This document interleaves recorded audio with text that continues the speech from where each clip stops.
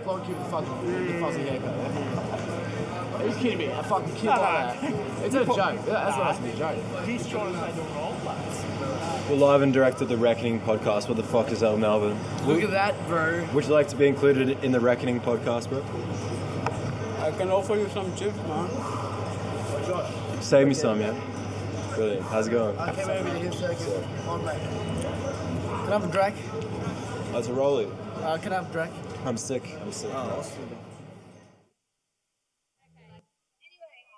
I really like the colour tangerine. It's a really beautiful, like, Right. Yeah.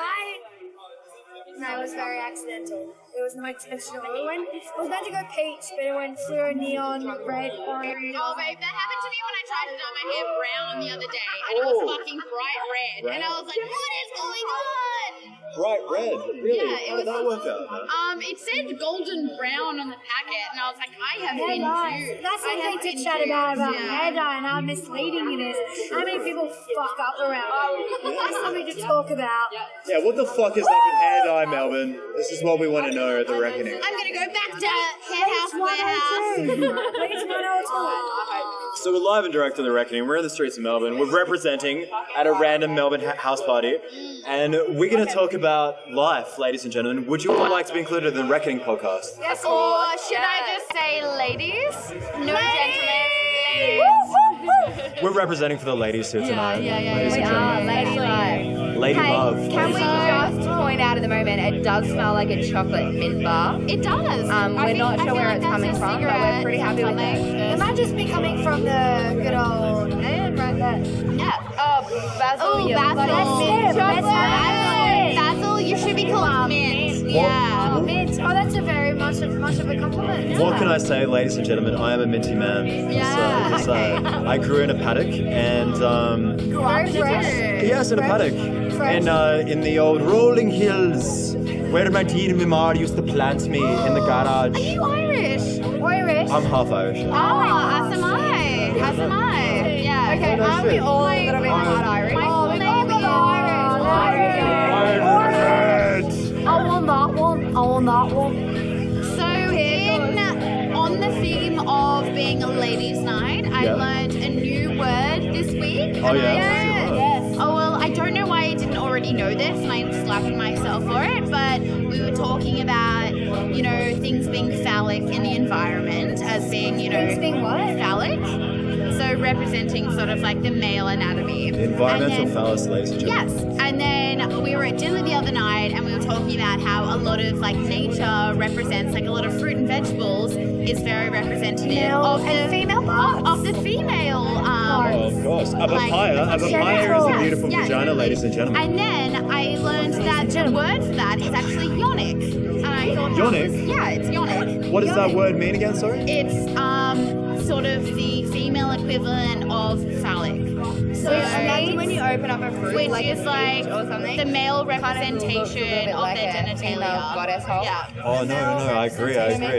Have you ever opened up a kiwi fruit and just thought, I would like that kiwi fruit? It's like Mother Nature's pussy, really. In a wood. I mean, right? When I see a kiwi fruit, sometimes I think, or like lots of Really?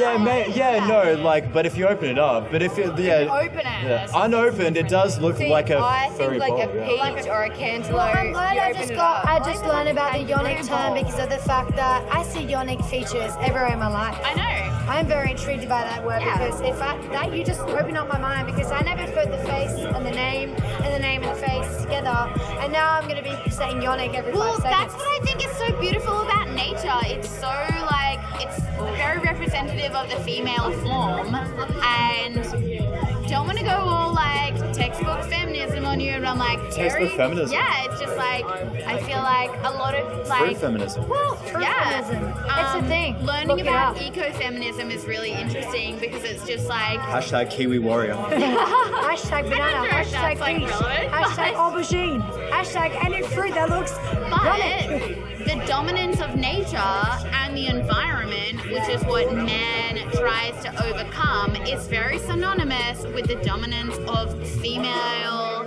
autonomy and female prevalence. So it's like, are they synonymous? So I find ecofeminism really interesting that face, like, because it's like. I'm trying really hard to follow, but I'm having a bit of a difficulty. I'll be honest with you. It's at this point, and right now, it's really hard to get into the theory of what that is. I'm open-minded though. Yeah. So it's really hard to pinpoint a time where like there wasn't this sort of dualism between man and woman, and it seems do you also think the reason why that we are putting names and things and labels because of the fact that it was human beings that label things a lot? That if, for instance, hypothetically, we were to like, we were aliens, right? So would the aliens be referring like their fruits and vegetables to different names of their own parts? It's like, do you think that we were only referring to these fruits and vegetables to yonic, like you're saying? No. I think those are two separate entities. So those are not synonymous. So you have female and male fruits. No, I think we're just like we're really selfish human beings and we just refer to our own parts because that's what we know best. Maybe it's all just Mother Nature, right? It's Mother Nature, but because we only can refer to back our own bodies and our own anatomy, that we refer back to our human parts and we give it names. And obviously it would have came originally from Latin word. Yeah. But it got back to a reference to our own bodies because that's what we knew best. So therefore, that's what we connected it with nature. I totally understand that. I think my point that I was trying to make, which was like a little bit left field, was talking about like the subjugation of nature being synonymous with the subjugation of women, which I know is a bit of a left field idea. No, not only. Not just like. Yes, it is a bit out of the box, but at the same time, like, do you read much of Carl Jung much? Do you know much about like archetypes and stuff? I have like Mother Nature, man. That's a real thing, you know. Nietzsche, all those totally. guys. And like that's the whole thing. It's like even linguistically, we talk about Mother Nature being like a female like attribute of like domination, like the things that we give to people. And it's like we talk about it used to be mankind, and now we've adopted it to be. Oh my God, it's burning me! Where is it? I don't know. Oh, you're good. It's gone. It's gone. It was right there, but it was gone. On my bum. Are you okay? Do you know what we should say? It was on your hip, ladies. Just to break it up a little bit. Break it up. Cheers to the ladies' night. Ladies' night. Plus Ladies' night. basil. Cheers. Ladies' night. Plus the herb. Plus the beer. Chocolate mint basil. Also, we ladies should and just gentlemen. mention, when you cheers, you need to look someone in the eye. True. Because if you don't, you've got 7 years of absolute... 10. No, 10. Oh, sorry. It's between 7 In and France, 10. it's 7. 7 and 30 years of bad sex. I just can't see that happening for me. I'll be honest. Oh yeah, I don't know, think don't it's look totally- someone in the eye when What you is that cheers. myth? Like, who made that up? Like, I that's know, a good right? question. It's a very ancient tradition. So We can I look just- up the etymology let's of it if we actually have look it Google. up because we have Google and a dictionary at the back of our phone. I've looked it up. So let's look it up. So And like why after is that, this I want to know 7 what the and fuck's up why with the tooth fairy is it because that- that's some weird shit. Alright, let's talk about tooth Alright, fairy. I you also just want drank. to said about No. Like after that, you know, we'll look up the tooth fairy because that's a weird kind another of. interesting concept. That's Yeah. Where the fuck did that come Where are from? my papers? How do you say like, oh, you can't swing a cat in this place without hitting a, you know, X, whatever it is. It's like, where did that come from? It was old mate Damo just in the street, just swinging cats. You know, like, and he's like, I'm trying to find a pub, but I can't, and I'm blind, but I'll grab a cat, I'll swing it, I'll throw it, and I maybe hit a love the pub. whole dissolution of like Santa Claus and like the Tooth Fairy because I was cried. like, I cried when I found out Santa wasn't real. I cried when I found out about the Easter No, Bunny, I was actually. a really sneaky child and I used to go through my parents' wardrobes. Oh, really? When I was like, it was really funny. So I was the youngest of 3 kids, and when I was about 5, I would go through my parents' wardrobe looking for my Christmas presents, and I found them one year, and I was like, fuck yeah, so excited, but I didn't want to ruin it for my other 2 older brothers. That's what I so did I was with like, mine. I will suppress this. I'll just go That's what I along with did the with whole mine. thing, Totally.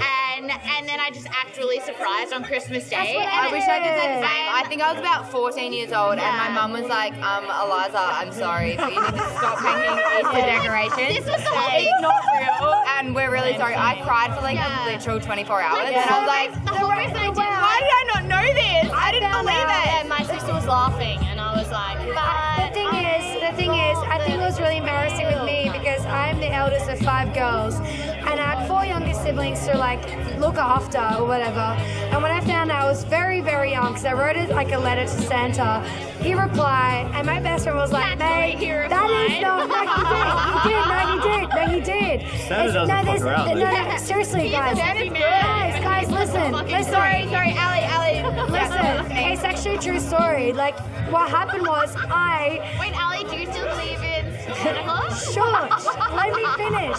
Please, What happened? Did you stand to the North Pole? Or? I did.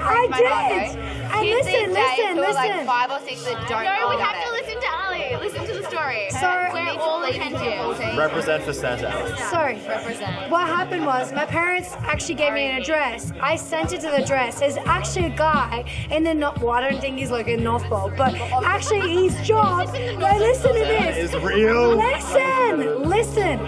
His actual job is Santa. So what he does, he replies to kids' letters. So all these kids send their Christmas wish list to that address, and he replies to them with a letter. So that's what I did. And my parents, I got my letter back, and I was told I was going to get my presents. And I was very good. Also, But can I just say something? let me finish. I got my goddamn letter back. I got it back. And my parents were like, great, you got it back. But my friend just came up to me and fucking shut over my parade and was like, well, babe, sorry to, hit reality. But, truth is, it doesn't exist. I started blowing my eyes out. I screamed and ran upstairs and just bawled my eyes out. The thing is, I still got my goddamn letter. So this is this man out there in the universe that is his job to reply to little kids. And if it's that time of Christmas, they send their letters, and his job is to reply to those letters and make those kids believe there's still Santa exists. Isn't that a cool job? Isn't that a cool fucking job? I had this realization It's a great the job. other day that, how everyone's like, if you're bad, you'll get coal in your sack. And I'm like, excuse me, our economy relies on coal being able to power our energy sources. So getting coal is actually fucking good. Coal is useful. Like, I'm an environmentalist, I'm doing environmental sustainability, but I'm like, if I fuck get kind of coal in face my am I sack, making? Let's say this. Oh, that's fucking terrible. like selling that on the market, like. Sorry, we're doing a photo right now. Just a little selfie. Now we're back. We're back on the show. You need to memorize these moments in life. I just got Yeah, you need to take advantage of these moments. You're right.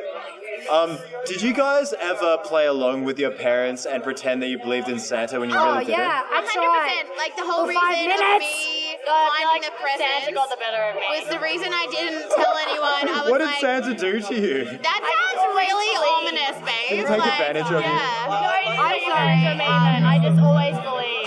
I wish, but I was 14 and my parents were like, Eliza, I had to break it to my younger believing in sister this, as so well. I never played No, along. the because reason thought I it was never real told until my I was parents 14. that I found the presents is just like I want to keep getting presents. Like if I tell them that I don't believe in this and then the game is up, I just wanted to believe in totally. magic, and I was like, Santa is real for I'm sure. sorry. Like, So do you my want to parents get would chatting not about put me like magic? that. I still believe in magic. That does not fade my Do you reality. believe in magic? Oh, sorry. I yes. believe in magic, guys. I think magic is real. I see magic in these It's conversations. magic. Next time, Finn, just you believe in magic. Magic is in the eye of the Alright, beholder, Basil, ladies and thanks for your gentlemen. time, but we all need to go and boogie. We're gonna go have a boogie, fever! ladies and gentlemen. We're gonna interlude the reckoning. Thank you for Oh, your reckoning. remember, the girl chat's on the couch. And Weird. Santa Claus is unfortunately not real. Sorry, Unless Saint you're under Nicholas. the age of 14, it's definitely real. Santa Claus is on top of the pyramid, ladies and gentlemen. We're gonna interlude the Top of the food reckoning. pyramid? Yeah. Pyramid? The Illuminati pyramid. What are we talking about next? We can talk about anything you like. Would you like to stay? These guys are going for a boogie. Would you like to continue the I reckoning? would love to continue because I'm really Please, enjoying please. this. Have a seat, I'm have a gonna seat. have I'll a have a beer. seat. No, I'm okay. I'm enjoying where this is leading. Okay. Enjoying. They're all leading. So it's just you and I. We're just alone here at the reckoning. Would you like to hold the mic for me? Yes, I was going to ask for your cigarette, but I guess, you've just lost it. That's fine. Have I pressed something wrong? Is this still going? There you go. Yeah, no, you're good. Have I pressed something wrong? No, you're sweet. We're still live. We're still live going. It's going strong. We're live and direct, ladies and gentlemen, at the reckoning. We're representing with a lady with tangerine hair.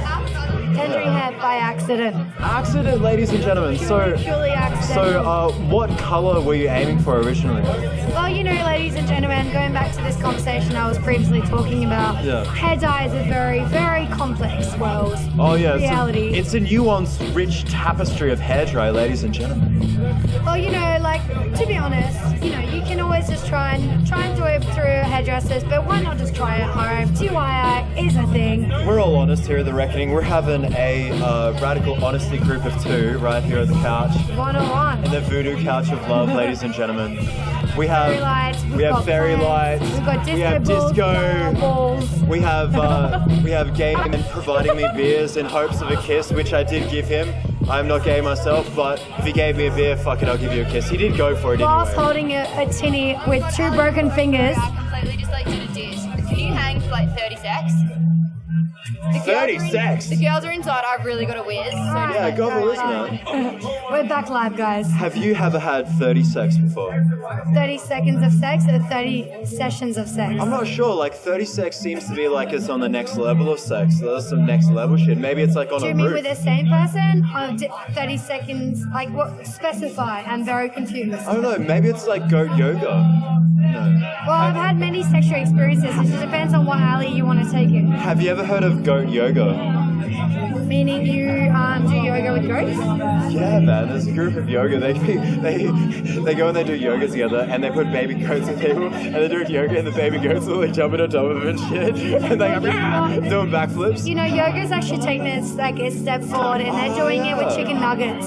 What? So yoga with chicken nuggets. Yes, that's the thing, ladies and gentlemen. That is the thing. What the fuck? What is So you this? can be Is this a having real sex thing, and or are doing yoga, you? you can be eating chicken nuggets, you can be skateboarding, you can be eating chocolate and This is doing like- yoga. My mom's actually done that, eating chocolate and doing yoga.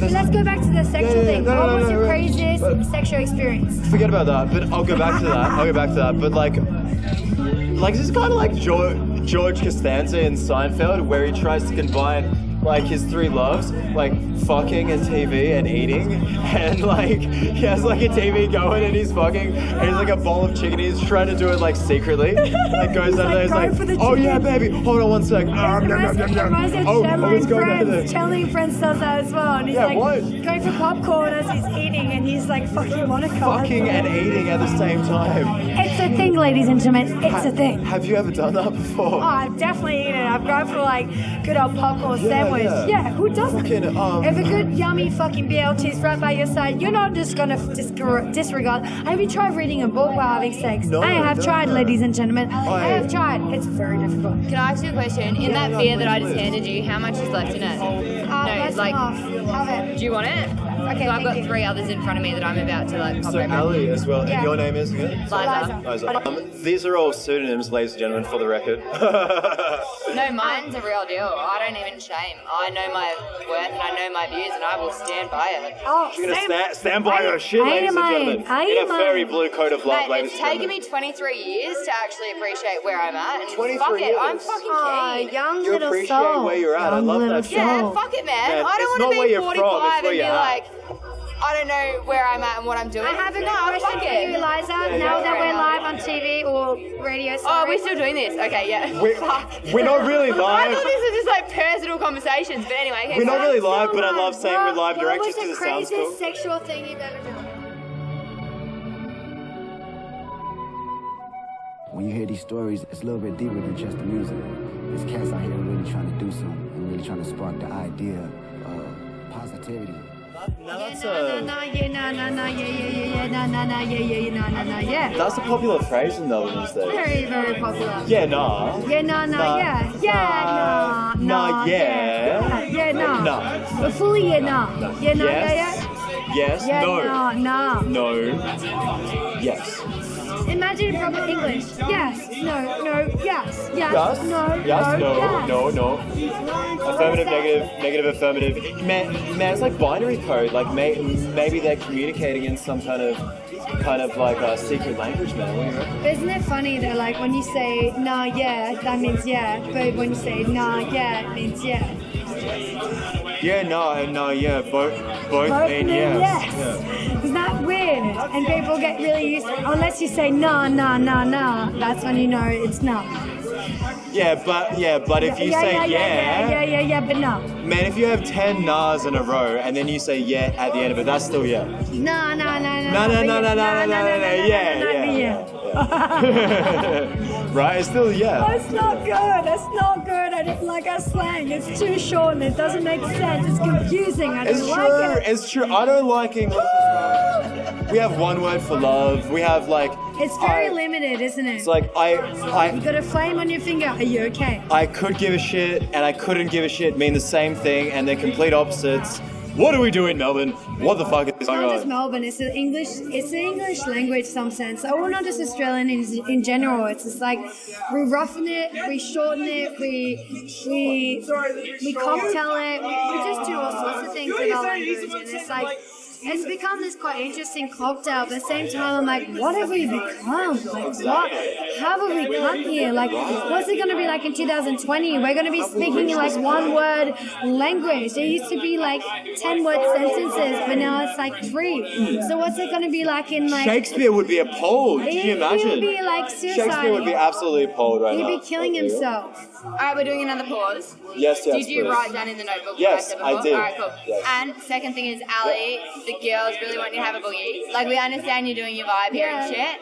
She's about to go in there. Okay, awesome. I think at the end of the smoke, we'll both go in there and have a boogie. Yeah, do you want to interview and then we'll join?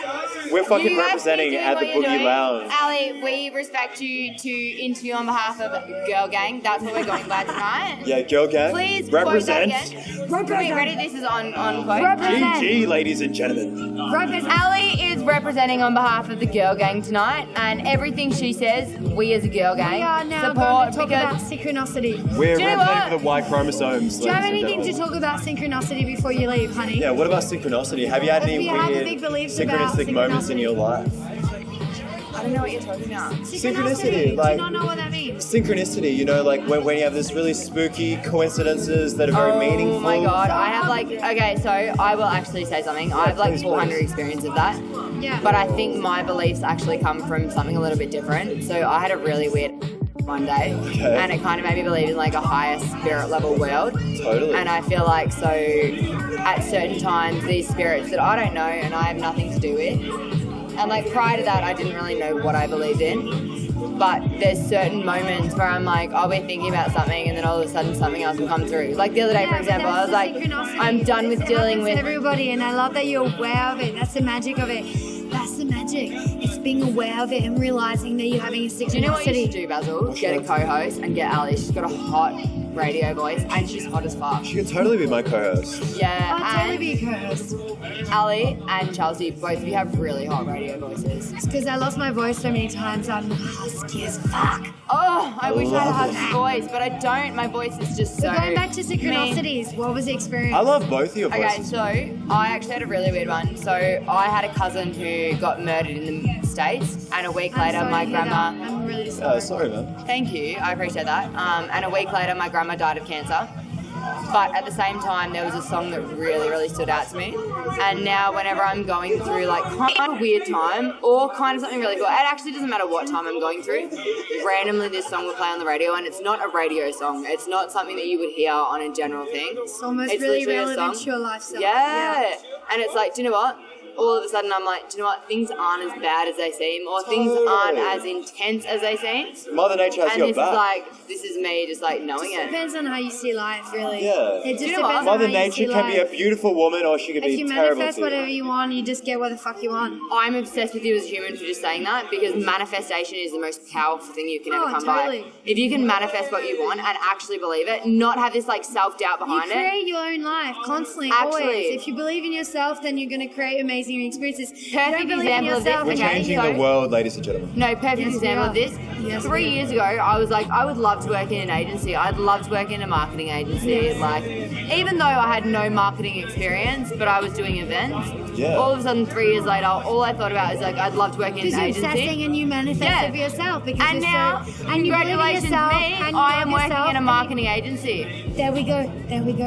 You manifest what you want if you believe hard enough, and if you know, it's not even believing, it's knowing in the back of your mind that that is a possibility. It's not, secret. knowing, it's not know, even knowing. you will It's just you figure it think out. about it so much that you create that in yourself, in your life, True. entirely. Fuck, you're a good egg, Ali.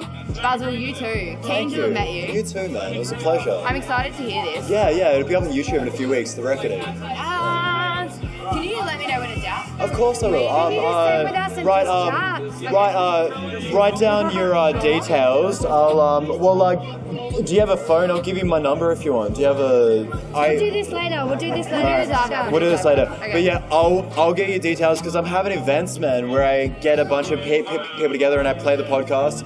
And Yes, can you invite us? That will be so of course, totally invite. And the thing is, like, We'll give you our details at the end You know of what this else video. you should do? Yeah, sure. Me and Ali are quite qualified event coordinators. Oh, lovely. You should actually That's what it hit is. one of us up and Synchronicity, get us ladies to and organise gentlemen. your events. Yeah, no, for sure. Yeah, no, this is how it works, man. Yeah, for sure. This is Ali how does you a lot of function. like Yeah. design events, so she's very much in like the visuals.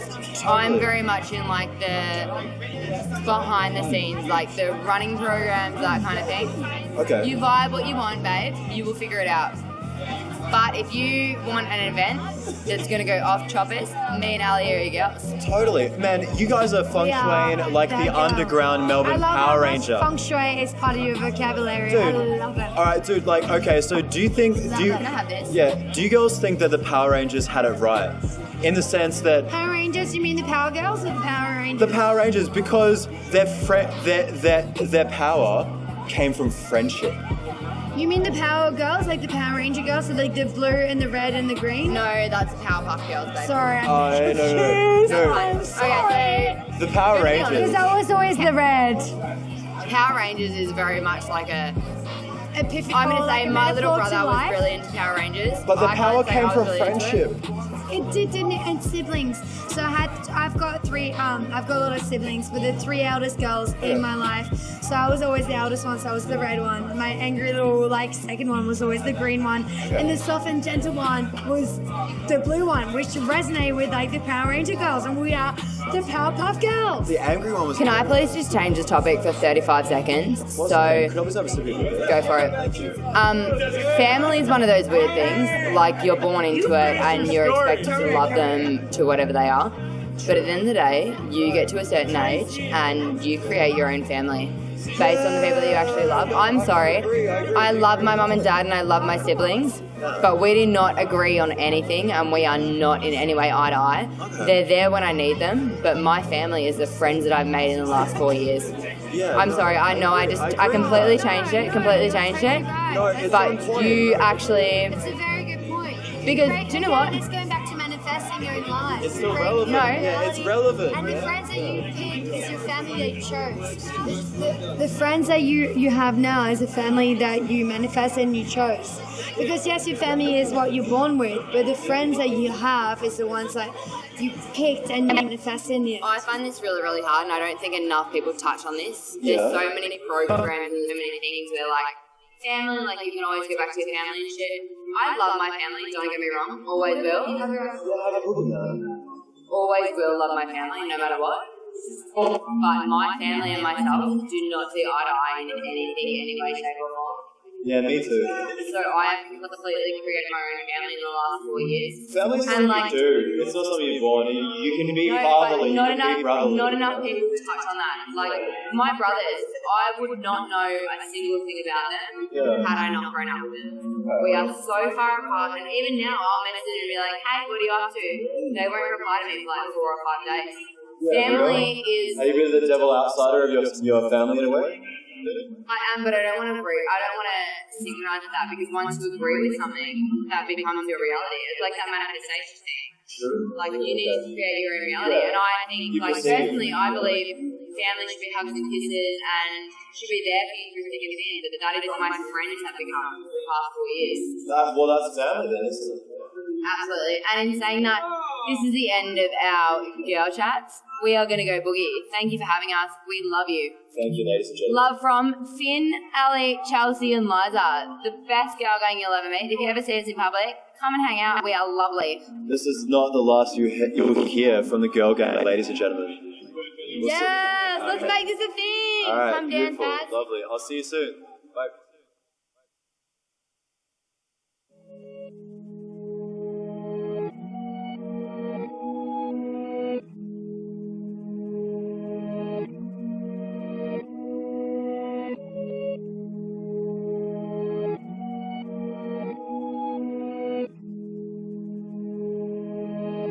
Stay young always, man. Yeah, that's for you. You happy with that? Yeah. She's wearing a 50-cent coin bling, motherfuckers. It's 81. No one knows born. This girl is on point. I'll tell you. 81. I was born. 81, motherfucker. 36.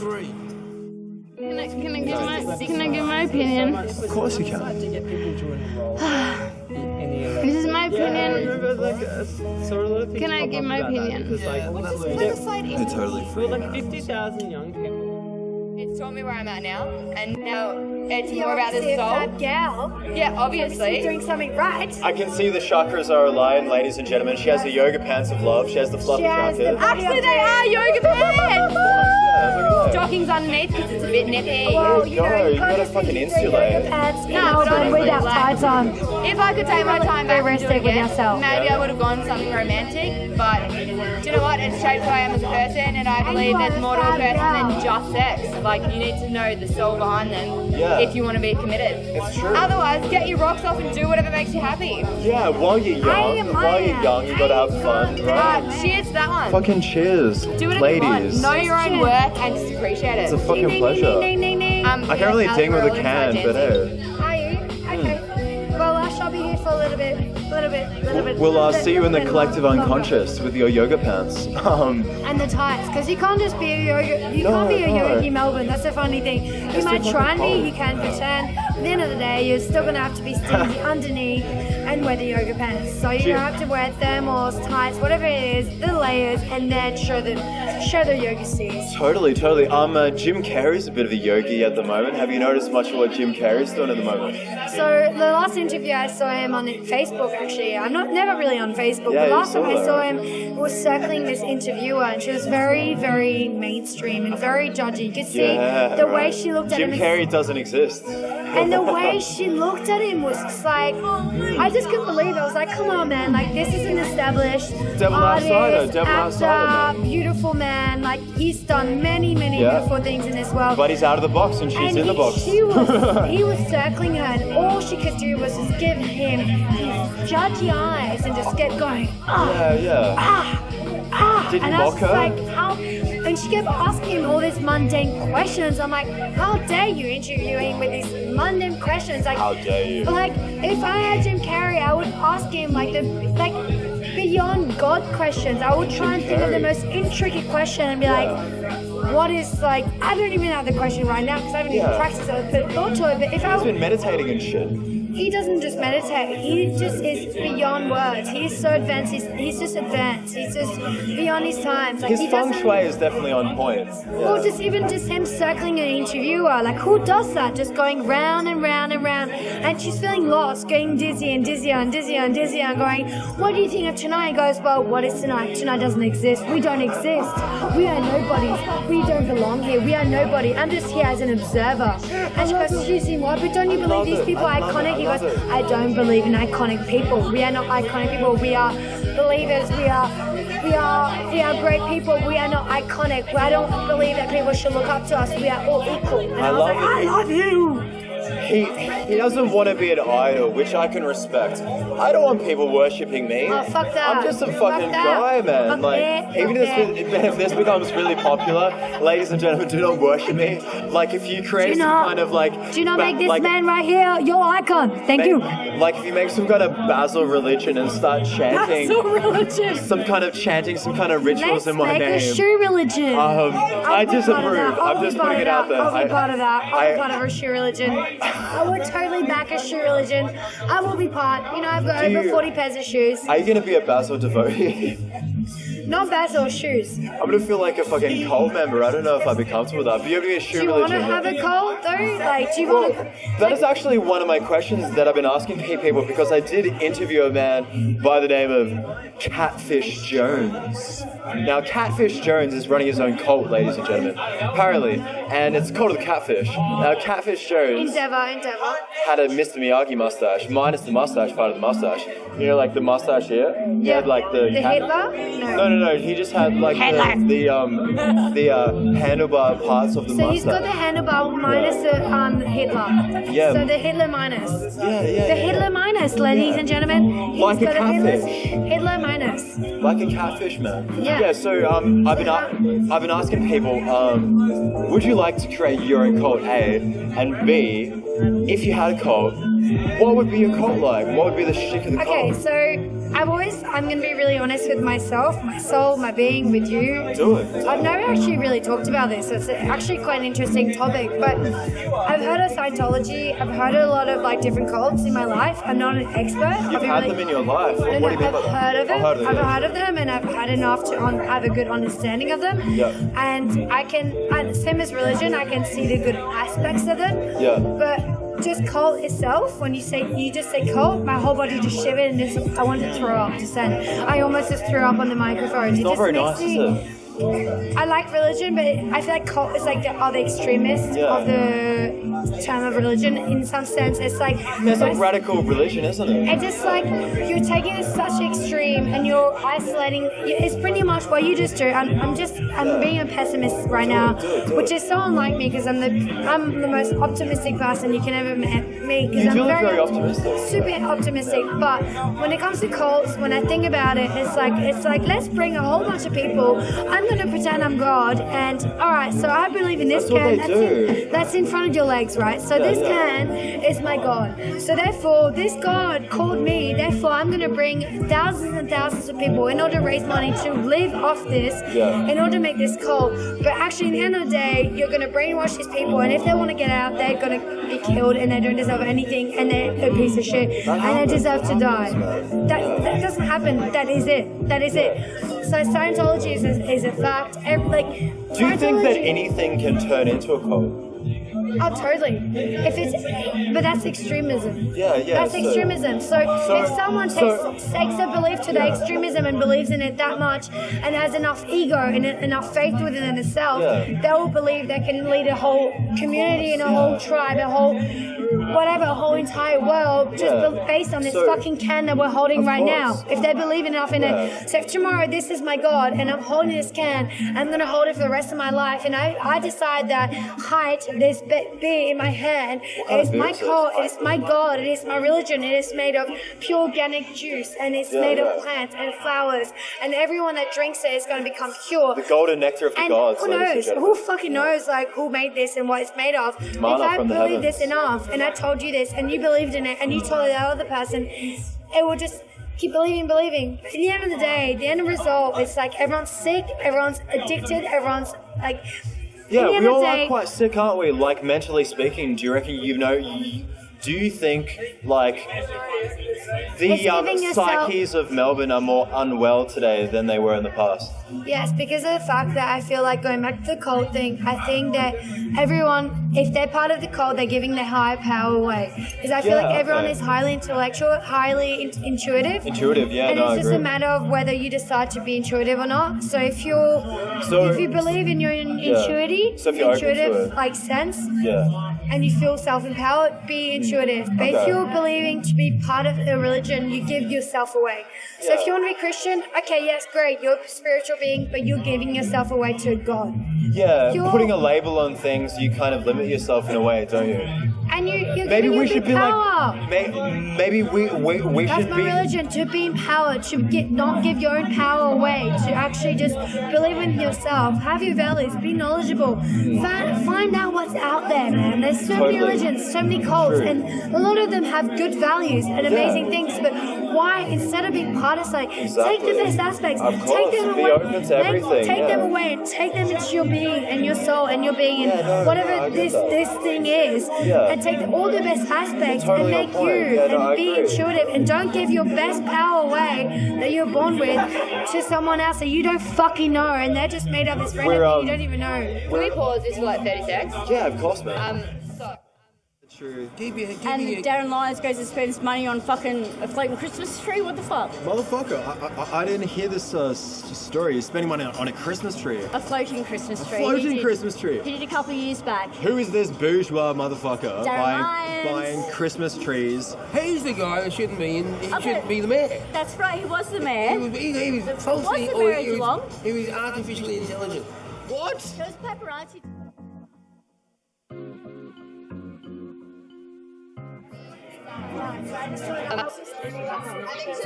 What is up with these synchronicities? What is up with the synchronicities? What do you think this is, man? Do you have any kind of speculations? I just think that, like, if you're observant of them, it makes you realize that life is magic, and that if you're really true with yourself and you're really accepting and you're really open-minded and you're willing to manifest your life in a certain sense. Like I was just saying to you before, like we were just talking about someone interviewing us. No, not interviewing us. Sorry, living for talking. So we're like, wouldn't it be great to be able to get paid and just talk? Can I put my arm on your leg, guys? Cool. Thank you. There you go. Make yourself a home. Oh, they've got a cigarette. May I have a cigarette? You were just talking about that, yeah, that's and right. we were just talking about how interesting would it be to just like record ourselves and just talk for a living and just be able to just talk, and that's our lives and that's our job. Do you know what's the most important thing in your life? What's the most important thing? Just break away from it. Yeah, totally. Finding your own self-love and your own self-worth, because once you've got that, everything else will fall into place, and it's so hard to find. It's taken so many people so many years. I've heard this quite a lot, and let me play devil's advocate, if I can. I'm running with them in a sec too. Yeah, but don't you? Can you just say where I'll go and then you swap?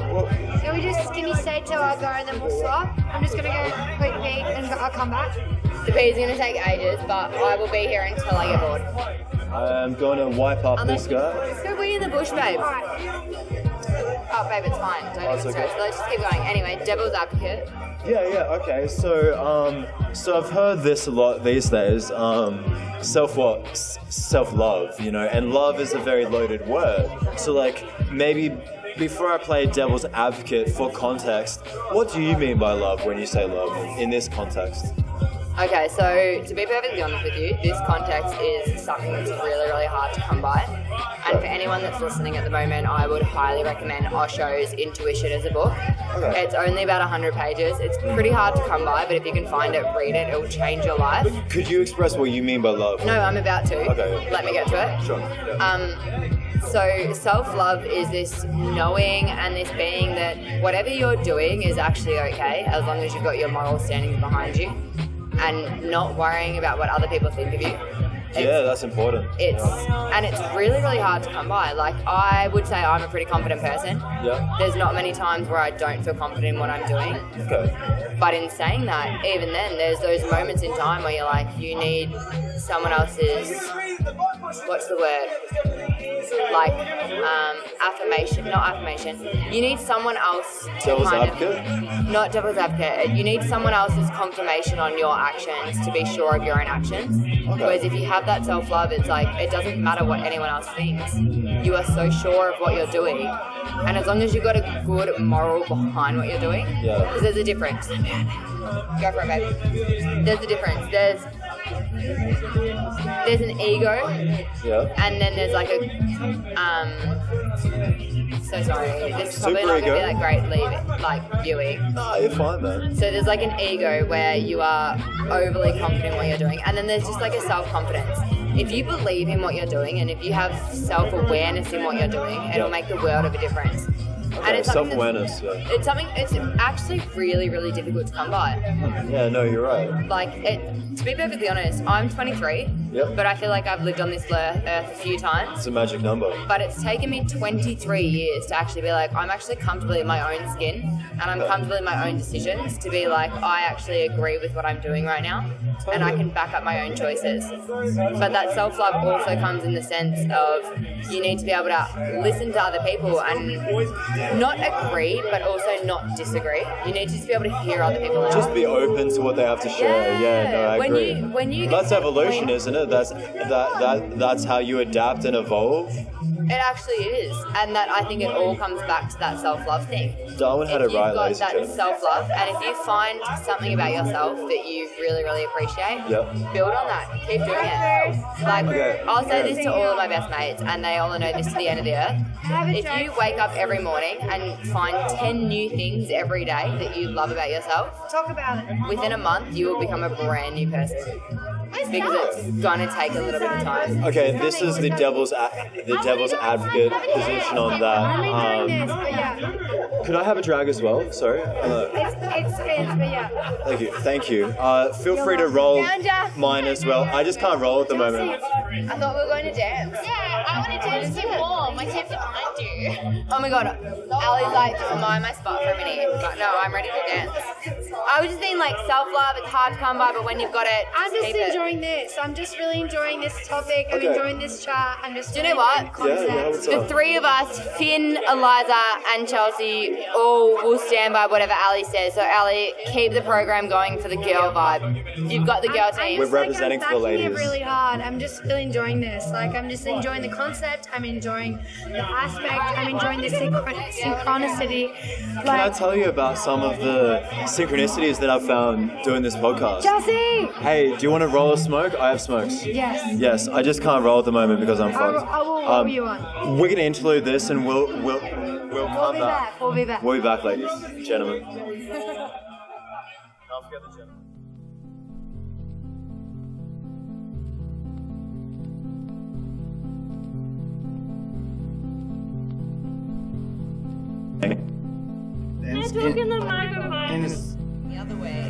What the fuck is up, Melbourne? We are multiple fractures in, 3 painkillers deep, mulled wine and aniseed flavored grape soda in the Dr. Pepper. Dr. Pepper. A cigarette. And alcohol and a good crew of people. That's how and we're. the cigarette lost just by him introducing himself. I will find that cigarette that just fell out of your hand. That's how. I just found the concrete. There we are. We are back on, ladies and gentlemen. We are doing very well. It's okay. He found himself again. It's okay, ladies and gentlemen. These chakras have been aligned. Welcome to the chakras are being aligned. We need a lighter. Do we have a lighter, ladies and gentlemen? Do we have a lighter, ladies and gentlemen? Lighter. Lighter in the streets of Melbourne. Lighter. Lighter of life. Oh, this is embarrassing. Oh yeah, no, it's fine. We've got one. Thank you, brother. So there we are, lighting a cigarette out of like organic. What was it called again? What is the tobacco you smoke? It is not like any other tobacco I've ever smoked. Or it is maple pipe tobacco from America. So we are smoking maple tobacco. We are drinking a beer out of a tinny. We are introducing ourselves by Fazil here right now, live on whatever TV. The Reckoning. The Reckoning. The Reckoning is coming. 101. Do you reckon they're ready for the Reckoning? Are we ready for the Reckoning? Do you think people are ready? Are you ready? I'm prepared. I've prepared for many days. Do you think Melbourne is ready for the Reckoning? I reckon. I reckon.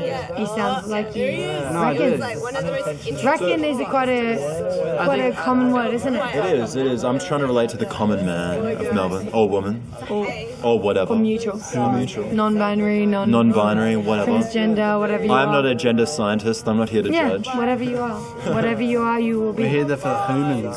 But what I will say is I am for equality, so I'm here to kind of like, I don't want to put some group up on a pedestal, whatever the reason it is. Even if they say that they're more oppressed than other groups, I would like to have an equal playing field. Let's all take the piss out of everyone. Let's all have a bit of a mockery of everyone, so we can kind of, evolve and adapt as a culture. That's kind of like where my head's at. So you're more like mocking life. I think kill a mocking life. Because to kill a mocking Melbourne. Mocking is a show of love in a way. It's a show of affection. It's like, this is how we joust. I really back this whole station and I love it, but it's like, I don't see it as like a mocking. I think it's just like an interest. It's almost like an observant little scientist project.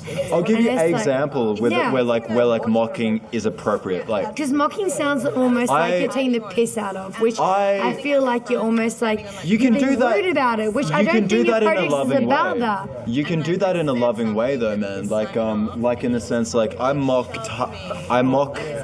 tyrannical people, because tyrannical people generally don't have a sense of humor. What does that mean? Tyrannical people are the people that want to put you into a category and they're not willing to empathize with the complex and nuanced perspective. So that's what it means when you're tyrannical. Tyrannical, is that the correct word? Tyrannical, guys, ladies and gentlemen. Like a tyrannical. So if you're Tyrannosaurus Rex. If you ever thought you weren't a tyrannical Please drop some gems to the person, reckoning. if you ever thought you were a tyrannical person and you didn't even know what that meant, that means if you're a judgmental person. Why is everyone talking so fast? No, thank you. I'm not sure. Do you believe in fate? Well, this is. I believe. Why is everyone talking so fast? We can talk slow. We can talk slow. We can turn it down a notch. Let's take it down to a nice, toasty, jazz tempo of a conversation. What do you guys reckon? We're doing a podcast. It's called The Reckoning. Oh, really? Thank you. So I go around the streets of Melbourne, ask people what they reckon about shit. I put it to hip hop instrumentals. Why are you speaking so fast? I'm sorry. We're talking in the normal pace. No, we're talking slow. Let's talk slow, ladies and gentlemen. Really, really slow. I like this. I like the slow talking. That's a good advice. That's a good mantra to I'm go. imagining this to like to the hip hop background. It's good. You're talking really fast right now. Some conversations go to the beat very well, you know, strangely enough. Oh, Lordy Lord. You're wonderful, by the way. Lordy Lord. Let's check the levels, ladies and gentlemen. How's the level? Let's turn up the levels a bit because we're quite quiet. Are we on the safe level? Are we safe? I'm going to turn the level to 69, ladies and gentlemen. I think that's a Are good we level. safe? Yeah. What a good question to ask. What's your name? Eleanor. Oh, I know. You know, like How do I know that you know that is the point?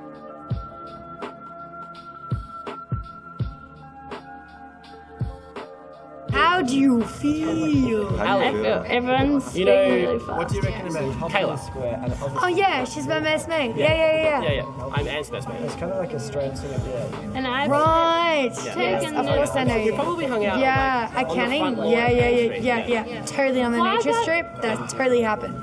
Yep. Yep. There's a connection. Melbourne, rented parties. There you go. You bound to know Synchronicity, someone. ladies That's and not even gentlemen. synchronicity. It's just connections. first time I love the way Connection I love the station. way you say synchronicity. Synchronicity. Man, it's like existential. Synchronicity. Do you guys believe in fate? Do you think there's some kind of like predestined kind of destiny to life, or it's all just random chaos? Yes. I think Can't whenever answer, that's a two option. Can't say yes to So that. no. I was about to answer that, but I'm actually interested in your opinion because I've been talking all night. can I say my opinion? Yeah, I wanna hear I want to Steph's hear opinion. yours. We're interested in Yeah, yours. well, like you can see where. Go on, babies. Yeah, exactly. No, I can't. I need the microphone. It's sensitive. It'll be able to pick you up. No, it's fine. Okay. Massacutorial mic. I think when you have no ego, then you have Yeah, destiny. Why was it so quick? yeah, fast. If you have no ego, you have a destiny. Is that what you just said? Yeah. I agree. And like, I agree with that. yeah, Because the ego fucks with the destiny, doesn't it? No. out of. Well, the ego says this is the, The ego destiny, is but the it's not mind. open to hearing what is your true It's destiny. actually a really interesting point because I've never actually thought of that. So if you, In Western countries. Maybe actually nature think tells that- you your destiny.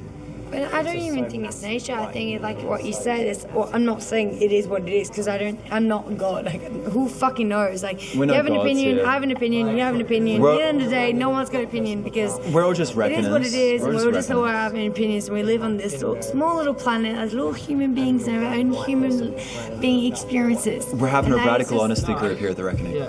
But like that is a really interesting point of view. Like what you're saying is like you have an ego, you might have like disadvantage of like your human experience. So the ego. Correct me if I'm wrong, but are you saying that the ego kind of Takes over. blocks your destiny in a way you can't? Yeah, you can't feng shui with your fate. Not necessarily close, but like. I love the word feng What's shui. that way? You've got such a. Was that like feng shui with a K? Feng shui with every As in like feng shui? Feng shui. Feng shui, like a functional sway. Hey, you know that could be. No, like with a K. So like as in funk. You know that's going to be the title of this podcast. Oh, I'm proud of that. Yeah. Feng shui. Yeah. Can I finish my sentence? Please. But like, It's got a lot of like really I want to hear amazing what you have to wisdom. say, man. because You know, she's pretty fucked up right now, but she's literally the No, wisest. I took it. She's the wisest person I've ever Well, met. like, this is what I'm saying. This is why the whole interview is going on right now. We are interested in people's minds and brains and souls. So if you've got something different to say, we are fully open to you. And we want to hear what you've got to say right about now. That is the whole idea. Who cares if you're cooked, if you're not feeling well, if you're introvert, if you're Could I just say if though? you're whatever you are, you are who you are now, so just tell us what you feel right now. Weird. See, could I just say that the whole idea of the reckoning is trying to empathize with the individual's perspective, asking them why they reckon what they reckon, hence the reckoning. You know, so no pressure. I don't understand. So is it sorry, just like Even if you don't want to I don't speak, it's okay as well. You know, you're totally gather fine. your thoughts there, but figure what you said. There's Like, no pressure to say or do anything. You're free to think and say however you feel, Melvin. So is this like It's just like fuck, I don't have my words. first time tonight, so I'm like, You're doing wonderful. Streaming of consciousness. See as a streaming consciousness. Hey, do you So know? whatever comes out comes to you.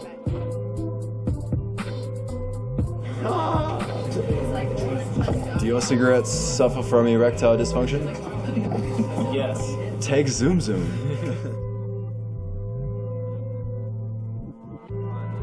So scared. I think. I'm interested. What's your thoughts? No, light up. What's your everyone's speaking thoughts? so fast. When the function is on point, it's okay. Everyone's speaking so fast. I was gonna just say that. Feng Shui to be correctly aligned. I want to hear. Yeah, I'm listening. Paranoid that bad things will happen. What do you have to say about I guess, but I was just gonna. The filter. I'm so sorry. Could I just say, like, when it was first used, like, what the purpose of that was? I know the answer. Yeah, please. So originally it was created for anti-depression. So fast. I don't. I naturally speak really fast, so I'm sorry. Just the way I was born. Maybe I can And calm can't- you with some affection, and you can just chill to the jazz vibe of the jazz tempo. I can't help You have a that. very furry coat. Can I stroke your furry coat? Of course. Swap. Can she sit down? Ali, come to here. Ali, come to here. The feng shui is being changed, ladies and gentlemen. We're gonna face the east. We're gonna face the The east and the west are changing. Okay, ladies and gentlemen, we need to line our chakras to face I was towards. saying. I was gonna go inside and say goodbye, but now I'm swapping. You're gonna go inside now. Okay, you're gonna swap. But what were we talking about before I leave? And then we were about to say something. We were just talking about something really interesting. It's a pleasure to meet you. Let me realign the feng shui. Hold on. Let me just move this skateboard a little bit. I'm not going to hit you there. Cool. Whoa. That happens. I still have some left, so that's okay. Are we blocking the pathway, ladies and gentlemen? No, we're okay. There's enough.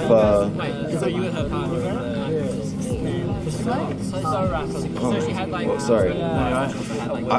I didn't bump you with my skateboard there? No. Okay. I'm just gonna line my chakras, ladies and gentlemen. I know various like. yes, that has been Skateboarding. Multiple fractures, ladies and gentlemen.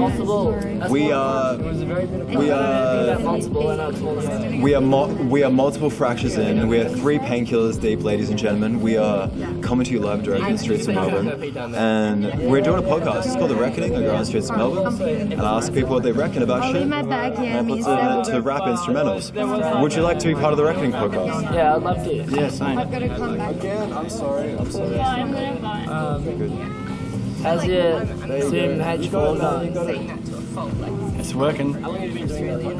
You're doing very well. Yeah, and also just Have a good day. About 3 months. Yeah. So the feng shui needs to be aligned constantly, ladies and gentlemen. It's an ongoing process. How do you guys reckon you achieve the correct feng shui in your life? We didn't have. I'm gonna say it's the feng shui being getting in touch with your flow. Is that what you're saying? Yeah, let me kind of like provide some context. Okay, so flow in the sense of, hey man, how's it going?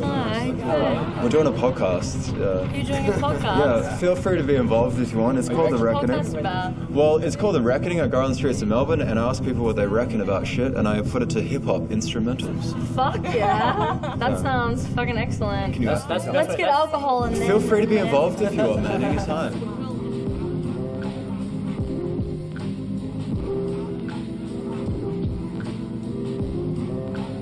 I reckon. Yeah. I reckon.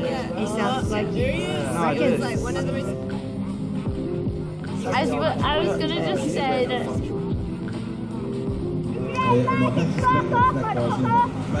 If you're not naked, fucker! Can I finish my sentence?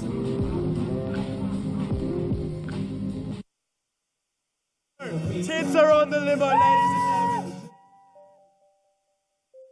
I'm a dyke for a reason, bro. Oh, yes, all I know, it's got really bomb shit batteries, man. I don't know the actual specifics.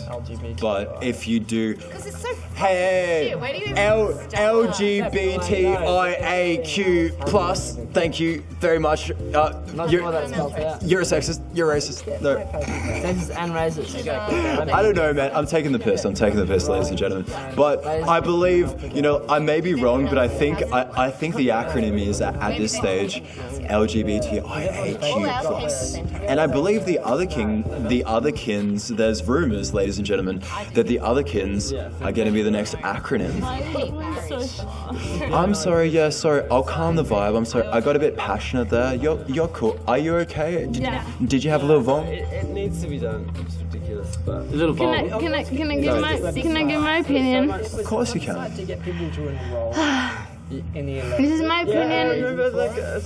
Can I give my opinion? It's totally free. Well, like 50,000 young people in. I want to say that probably maybe. I'm speaking into the microphone. Maybe at the end. Yeah. I was saying that when you don't have the contradiction. The mind or the ego, then you actually feel, and then you feel real times.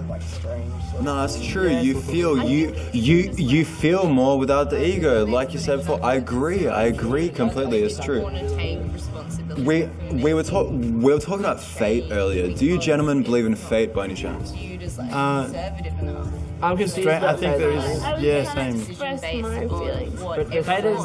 You did a good job. You did a good job. And I'm going to try to extrapolate because I'm going to try to understand what you mean. And what I think you mean is that the ego, in some way, blocks your ability to be able to feel. Yeah, okay. So it blocks the way I see it is your connection with reality, with nature, with Mother Nature, right? So you can't really feng shui on point with nature and be able to hear what nature has to tell you about life, you know, reality, just the world, like however you want to phrase it. God, nature, reality, the world. What reality is. Yeah. The flat earthers think it's a pancake. Well, other people. Did you guys know that Shaq is a flat earther? Say it again, sorry? Yeah. Do you know Shaquille O'Neal, the basketballer? They're not gonna. I don't know if that would to be honest.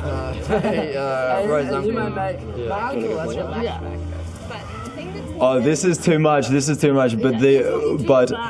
the existential reality of ego taking control of our minds and leading us away from our destiny is like no, it's totally surface level. Totally surface. But Shaq, talking about Shaq, that's a bit deep, man. I got a question. I'm sorry. I'll try to be more calmer. So a question for you.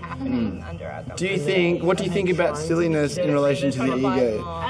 They're trying to. I love silliness too. Hence why I try to be as silly as possible with reckoning, because I think this is the silliness is life. The silliness binds us, ladies and gentlemen. And who says silliness? That's the best word. Well done. I love silliness. Because so good, silliness. Because if you're silly, you know, there's no mind. You don't feel like some people are trying to be more powerful than you and trying to take control of the situation. Silly. Yeah. Silliness is like. But silliness is you ever take the piss of you take the piss of me. We all kind of like have a joke about each other. Yeah. We don't take shit too seriously. Yeah. We don't get all offended and eggshell oriented. You know.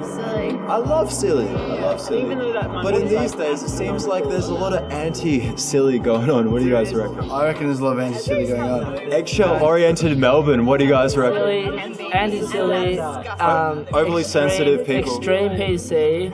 I've been recently experiencing PC, and I respect PC. I want to make it clear I respect PC. But I've been experiencing extreme PC, where I don't know what's going on. Come sit down, talk about PC, man. Political correctness, ladies and gentlemen. What do you reckon about political correctness? I think it's a gentrification of language. Do you have a lighter? That's a good way to. We learn that word today. I don't have any more. But gentrification by definition, we learned today, we're doing a bit of Discovery Porch. Gentrification by definition, sorry, so I'm following. The definition of gentrification is the refining or making more polite a series of behaviour. Who wants a lighter? Or that's in the language sense. Talk in the microphone. In a social sense, gentrification is conforming an area and architecturally and culturally to conform with the middle class. Okay. So everything seems a little bit more normal. There's like a lot of normal going on. I think it's like, when you say political correctness, I think it's also saying there's a lot of normal. It's just saying to me now that it's only, that proves that it's human for everyone to want normal. Yeah. And it's like a natural occurring thing where we want normal. We want it to be normal and safe, and that's all we want. If that's not normal and safe, I don't want to go there. And that's like an overbearing popularity. Yeah, and that's human nature in a way as well. We form these groups, right, don't we? And, it seems to be, I don't think groups are in wholly a negative, because I started this podcast because I noticed there was a lot of division going on in Melbourne, and I was very anti-group. Changed my mind. I'm anti the groups that like to go around and fucking tell all the other fucking groups how to be. Yeah. I'm anti that shit, because I reckon we should all just fucking... it's like, you want to be like this, I want to be like that. Be kind, and just have some fucking tolerance, and just let people believe and think how the fuck they want to. And if they're not hurting you personally, how about not just judge them and lump them into whatever group they're part of as the amalgam of the devil of whatever group you're a part of, because the devil is different to different groups. The devil wears different masks. Exactly. And what do you do when you play the devil's advocate to a group? You represent what is the amalgam of the cultural devils, the archetype through all societies, right? The devil is the outsider. The devil is the person that comes into the group with a contradiction to the rationale, to the reasoning of the group. And that is the most scariest thing. And we are genetically wired, ladies and gentlemen, to react neurochemically to the unknown with fear and apprehension and suspension, right? So genetically, it's right in our genetics to be first initial reaction, of course, dragon, fuck. Right, but if you overcome that and you adapt and you have open eyes and you look at that shit, you can adapt, you can evolve, and that is the archetype of mostly all cultures throughout the world, the way I see it. But how this relates to us, man? Well, we're faced with the unknown all the time, and right now our whole society is facing the unknown. Yeah, and the devil outside of it, the devil's advocate. So sorry, just to complete my point. Okay. Yeah. When you're the devil's advocate, right? You represent for that the devil. You're advocating the devil of that society is the person that represents. So you play. What happens in a lot of societies these days when you do that? You represent the contradiction to their reasoning. You get strawman into the devil of whatever that particular group is. Right? Have you noticed that going on much? Regardless of what the group is, if it's very right wing, very left wing, or whatever, the devil of that group, you get strawman as that. It's like whack-a-mole. You hit an issue on the head, and then another mole pops up somewhere. A whole bunch of people just devil's advocating that issue. You don't see the individual, you just see the devil, right? Because you're oh, you're the chaos that I've never dealt with in my life. I've never dealt with that anomalous shit. This is my norm, right? This is my dogma. Yeah, fuck with my dogma, bro. This is my fucking paradise.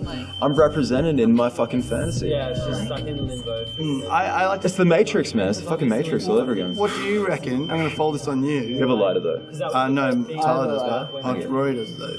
Instead. Well, I had one at one point. What do you reckon about human willpower? Yeah, 2-week bridging visa sort of shit. It's a wonderful but thing. She also had a. Well, did you say human willpower? Yeah. We had nearly a couple of weeks in. In what terms do you mean? I think your will shapes your reality. But what is the will? And what's the reality? Like, where does the will come from? I would really like to talk about reality. I think it's a to and fro. It's a yin and yang. It's one and the same in the sense. Like, it's like I don't think that you actually literally create your reality. I think reality is created. It was awesome. It was created. That's what I believe. Like it was created, like crafted? Who knows? I believe there was a cause. Let me put it that. In blunt terms, I don't believe in cause without effect or effect without cause. So, that put... Fuck am I going with this, ladies and gentlemen? I don't know. Keep rolling. Alright, so... What do I try to say? Okay. I'm trying to say that we have these archetypes, ladies and gentlemen. These archetypes have evolved in our genetics over thousands of years, right? So our minds think in them. We don't even realize we're thinking. Well, I don't want to straw man them and say they are sociopaths. Yeah, but you feel like they... What I will say is that I believe sociopathy is a spectrum, and people have sociopathic traits, and they have a lot of sociopathic traits. Right. And I have been straw man as the devil fucking outside it because I represent the devil's advocate. That's kind of my position. Okay. Because I'm a fucking individual and I want to like weigh both positions, you know? Yeah. Fucking sue me. Anyway, they have a ashtray. Well, like where they throw their matches, their dead matches and shit. They what's on the ashtray? What's on the bin? Right? Hey, should we? Fucking Mandela. What? See, sociopaths, what they do is they say, fuck reality, I'm not going to open my eyes to that, I'm going to create my own dogma, I'm going to have my own little fantasy like I was talking about before. But they don't consciously do that though. Well, they make the decision to not confront that chaos, right? That anomalous whatever, and they stick to their dogma. And when you do that, that choice creates the neurochemical kind of pathways in your mind that therefore result in sociopathy, like sociopathic traits. Yep, so for some reason I said I did. as far as I know from what I've researched, man, I'm not a fucking expert, but this is just what I reckon. They asked me what my favourite kind of maths was. That's what we're doing. Yeah. I'm not maths to 10. We're just reckoning here, ladies and gentlemen. But I said algebra. As you reckon. Triangles. In like but turns out that they do like this like coding in terms of like human thing as a conditioning. job. Yeah. And I was like, do you told the feel wrong like person that I'm sociopaths because they do heaps are of innocent? In that situation, I don't think anyone's innocent, but sorry man, I'm just a bit drunk at the moment, but just let me finish this point, I'll try to move into it. Sorry, I was Okay, so they'll fucking tell you and they'll forget that they are. sociopaths, because they deny the reality, right? They're against nature pretty much, you know, in the sense of like, fuck reality, I'm gonna create my own reality, you know? Yeah. So, therefore, they shit on reality in every single sense, in every single way throughout their lives, unconsciously in archetypal relevances. See, the Mandela is nature. It is what is like, like the harmony in which it works. It is the pattern in which reality unfolds. That sounds as fucking as airy-fairy as the fuck I can say it, but that is probably is like the most accurate as way I can even just fucking describe it. I mean, you're talking to the right guy about that. I love that stuff. Yeah, true. I mean, it's got so they shit on it. They shit on it. They say fuck that. Fuck that. We put our traction in that, you know. And it's the same deal. Like this was in Pinocchio, yo. Did you know that? You know, okay. So like when Pinocchio goes like Pleasure Island and shit, right? Yeah. Lampwick throws a brick through the stained glass mirror of a Mandela because it's church, because they're destroying high society, because the ideal of people that, you know, feng shui on point, achieve their goals, doing their shit, right, that judges them, so they want to destroy it. That's how that works, man. Fuck. And that's what they do, you know, when they see someone that's like doing this podcast, man, it attracts sociopaths as well. It's great because they see someone, the stranger, the anomalous outsider come in the group and like people are like laughing at him and shit, it's like entertaining and they're like, what, who's this motherfucker, you know, I have to fucking take him off his pedestal, you know. Yeah. No, but my treble pool pedestal, yeah, there we go. It's an interesting point that you bring up. Do you have a lighter by any chance? Yeah. Tyler. You cold? You have a lighter? I think this is almost cheers, brother. I tried to find You can share this with me if you want. Do you want to go? Because I was telling someone about it. Wait, do you mean what oil is? Yep, let's go for it. We're live directed The Reckoning, motherfuckers. I'm gonna sip some aniseed tea, you know, ginger, fucking grape drink. Cheers. I used to fucking. it was something. He was a shithead. It's really good reckoning with you, man. You're a cool reckoner. Oh, I love reckoning, man. Do you reckon reckoning's on the decline? Yes, I think I do. Not many people reckon anymore. And well, they reckon, but they can't say why they reckon what they reckon. The reasoning behind the reckoning seems to be lacking. I feel I count myself lucky. I really do. Like, in the whole scheme of the fucking world where people can be born in any random place and you find yourself in the most lucky position ever. Are you kidding me? Yeah, fucking hey, man. And like, out of all of it, you're here and we're talking about reckoning, and there's so many people in this world who don't have the opportunity to even reckon. They're like, true. I need to churn through the next day, motherfucker. I'm gonna put my back to the fucking grindstone and push. But like, let me play the devil's advocate to that though, because alright, so I think adversity can be beneficial. It is. It's what pushes life forward. True. Okay, but it's how you like jujitsu that adversity that kind of defines your character in a way, right? Yeah, I do find intelligence as the jujitsu of life. I'm getting so hot that I want to take my clothes off, ladies and gentlemen. We're live directed to The Reckoning podcast. We're coming to you in the streets of Melbourne. The tits are out. Shit is getting real. The hoodoo trance is taking the Melbournians. So, would you like to be included in The Reckoning podcast? Trying to hear about the situation. What do you reckon about shit, man? Huh? What do you reckon about life? What's your feelings about life? It's kind of shit, like. Kind of shit? Next busker in line, let's go, let's fuck that shit up. Next bus. We can sing a song if you want. Can we sing a song? Alright, Take to that thing, take to What's up, bro? I need to say something to you very quietly. What's up?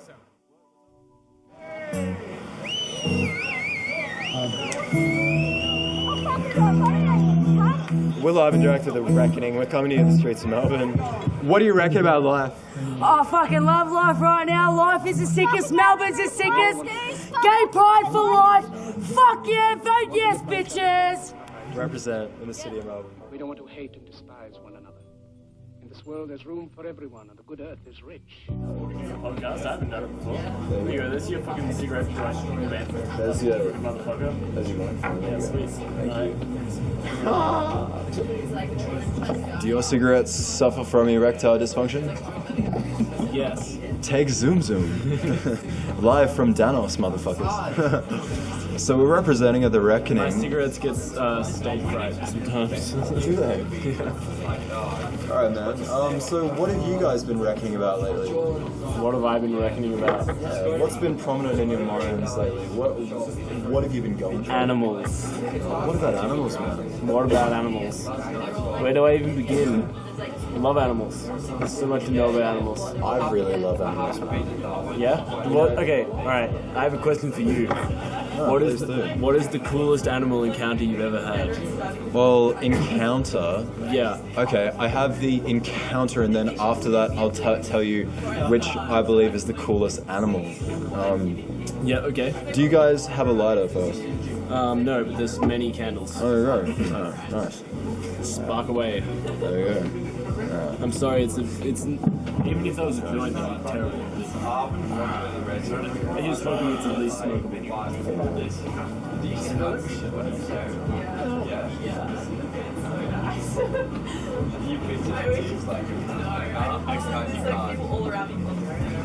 Oh, motherfuckers, that's fresh to death. Whoa. Alright. Peppermint oil, ladies and gentlemen, this is how we represent it at The Reckoning. So tell me. Alright. Your coolest animal encounter. Yeah, so I used to live in Sunshine, right? And I was in a garage. Sunshine, like Sunshine Melbourne? Yeah, man. And I was in the garage just watching a movie, and I look over my shoulder, and there's a fucking fox just chilling there, you know, staring at me, and I feel like a bit of a fucking idiot, you know, like, because I thought that we didn't have foxes in Australia. What? Well, I thought, yeah, we maybe probably had foxes, but not those orange motherfuckers with the white whiskers.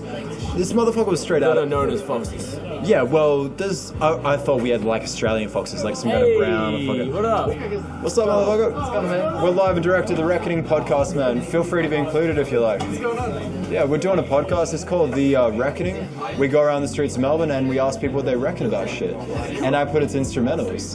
Dude, that's sick. Do you have a lighter by any what up, chance, brother? any of this? Oh, fucking legend. Dude, man. Oh, yeah. Oh, good. I've been good. See if I can do this like a fucking cripple.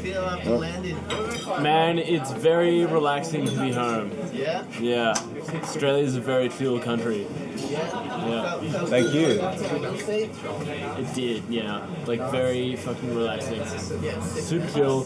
Nothing to fucking worry about in that place, man. Totally, man. Great place to go home to. So would you like to be included in the Reckoning podcast, sir? I go around the streets of Melbourne, ask people what they reckon about shit, put it to hip-hop instrumentals. Yeah, that's sweet. Fuck yeah, you're completely anonymous, man, so feel free to speak your heart. Okay, I'm just carry on with conversation. Okay, well, I just speak shit. I have a question for Zach now. You know? Zach, Yeah, go ahead, man. What is the coolest animal encounter you've ever had? You gotta put the microphone to you and then pass it to him, man. What is the coolest animal encounter you've ever had? It's a clitorial mic as well, it's quite sexy. Clitorial? Yeah, clitorial, man. Okay, Ian, I would have to say it will be the malleefowl. You saw a malleefowl? Saw a malleefowl, yeah. What the fuck's a malleefowl? That sounds like a Pokemon. It's kind of like a chicken. It's kind of like a chicken, an outdoor bird species, if you say. Nice. Central. Yeah, it incubates egg by like surrounding it in like compost, essentially. Compost of like sand and woody weeds. It's deep. Yeah, twigs and leaf litter. I was actually reading about the extinct megapode of Western Victoria just the other day. Really? And the malleefowl is the only survivor of that like whole line of like Australian chickens. Now, you told me your favorite animal encounter. Yeah. But then you said you were going to tell me what your favorite animal was. Oh, yeah. I wasn't done, though. So, I saw this fox. I just looked over my shoulder. I was having a smoke, watching a movie in a garage. And I look across, and there's this fox just looking at me. And I'm like, no, I caught you. Because I think he knew that, you know, he's a fox. He's meant to be sneaky. And he was caught out. He was like, shit. And he just like froze, and I stared at him. We had this transcendental kind of like mind meld, and we just looked at each other for like a minute. Got all existential, listeners, and then he fucked off. But my favorite animal is, I believe it's called the sea leopard. It's this giant fucking sea dugong-like thing, and it's like its head is like as big as like 2 fucking elephant heads. It's insane. And there's this thing on the internet. This guy was like taking photos of it, right? And it kept on swimming up to him and giving him fish.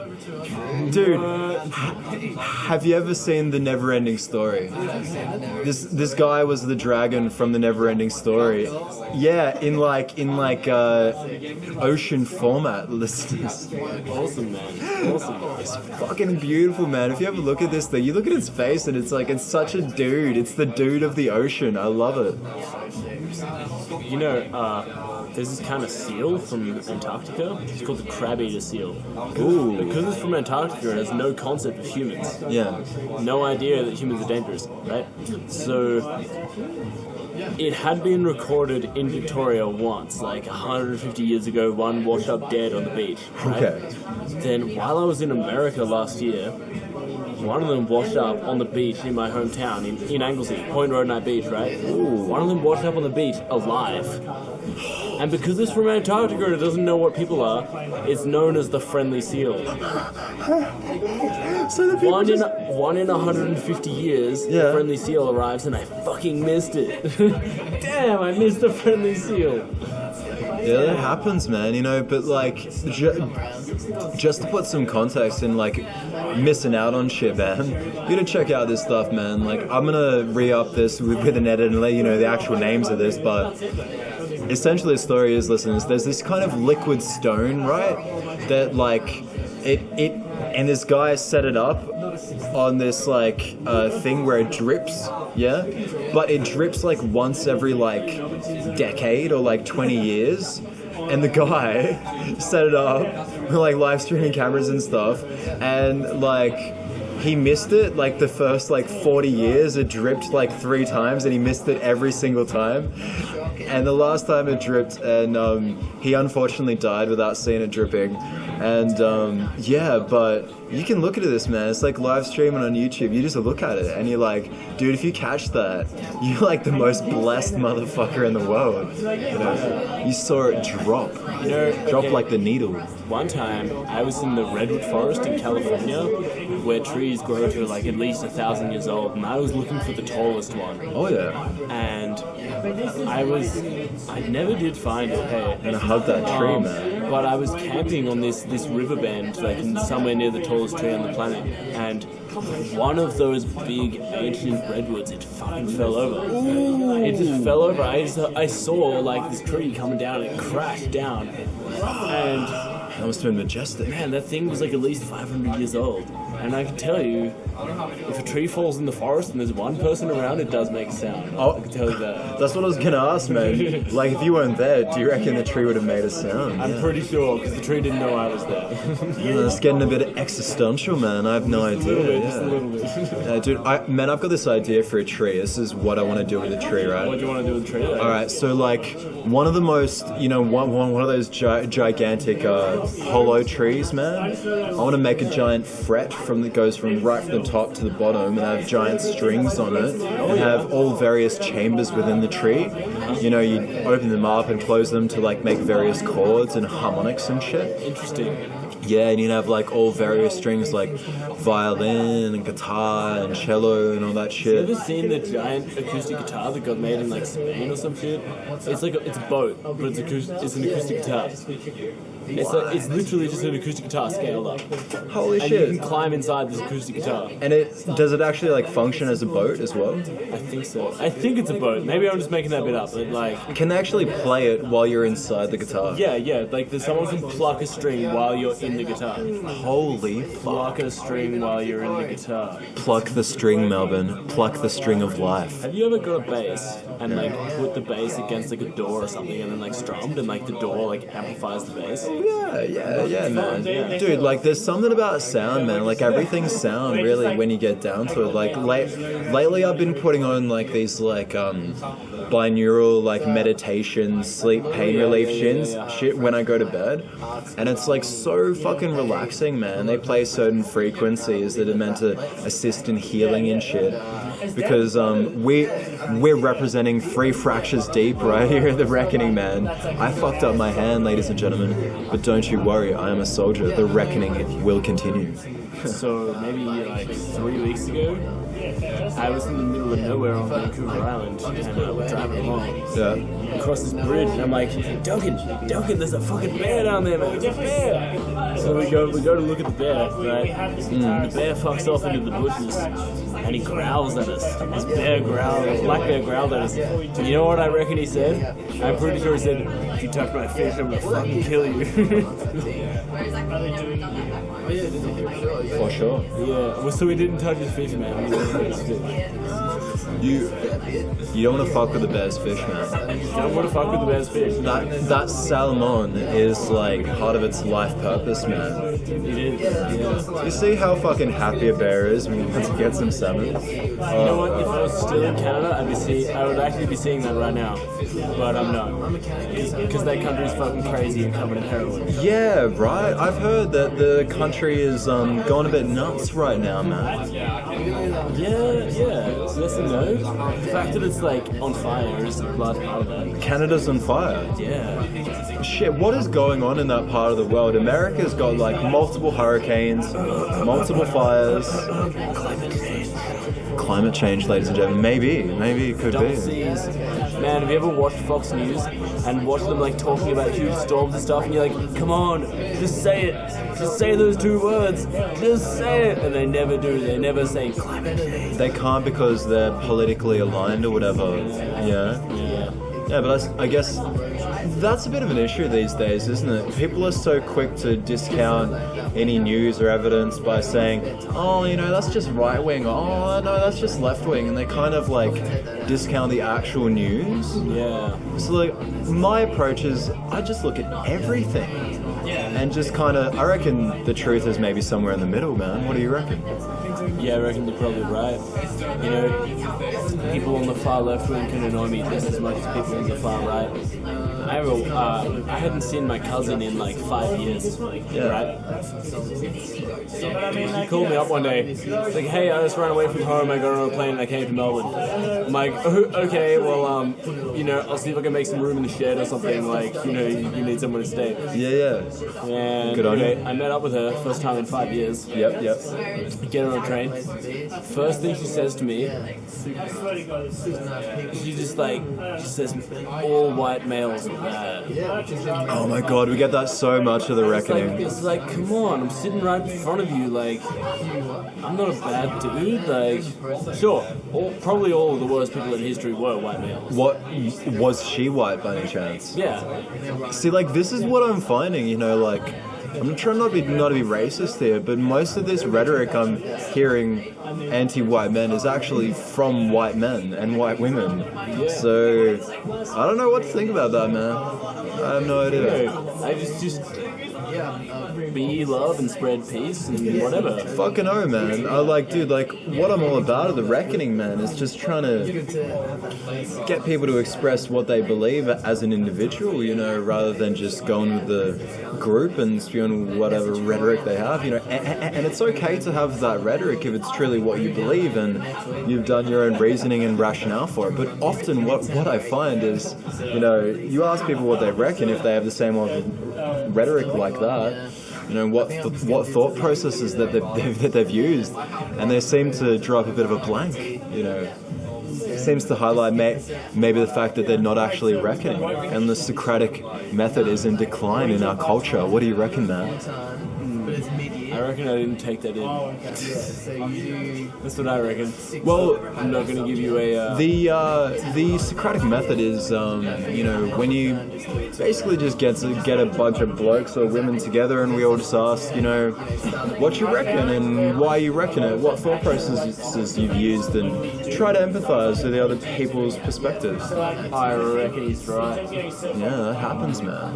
Tell me, you put this shit to hip-hop? Yeah, mostly hip-hop instrumentals, man. Yeah, man.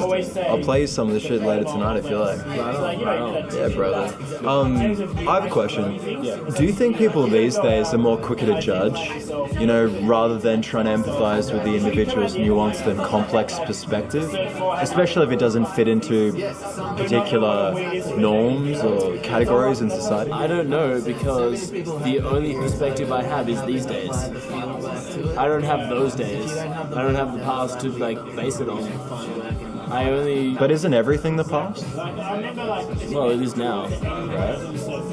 But I mean, like, to say, you know, people used to be... to say people used to give unemployed people a better chance. I have no idea, because I wasn't there. I didn't know way of finding out. True, you weren't there. Yeah. Unless it was like quantified, like with data. Who fucking knows? Yeah, well, this is what's happening a lot these days. People, they don't like to self-analyze and think why they believe what they believe, why they reckon what they reckon, you know? You know, it's okay to reckon things, you know, but at least do your own reckoning, listeners.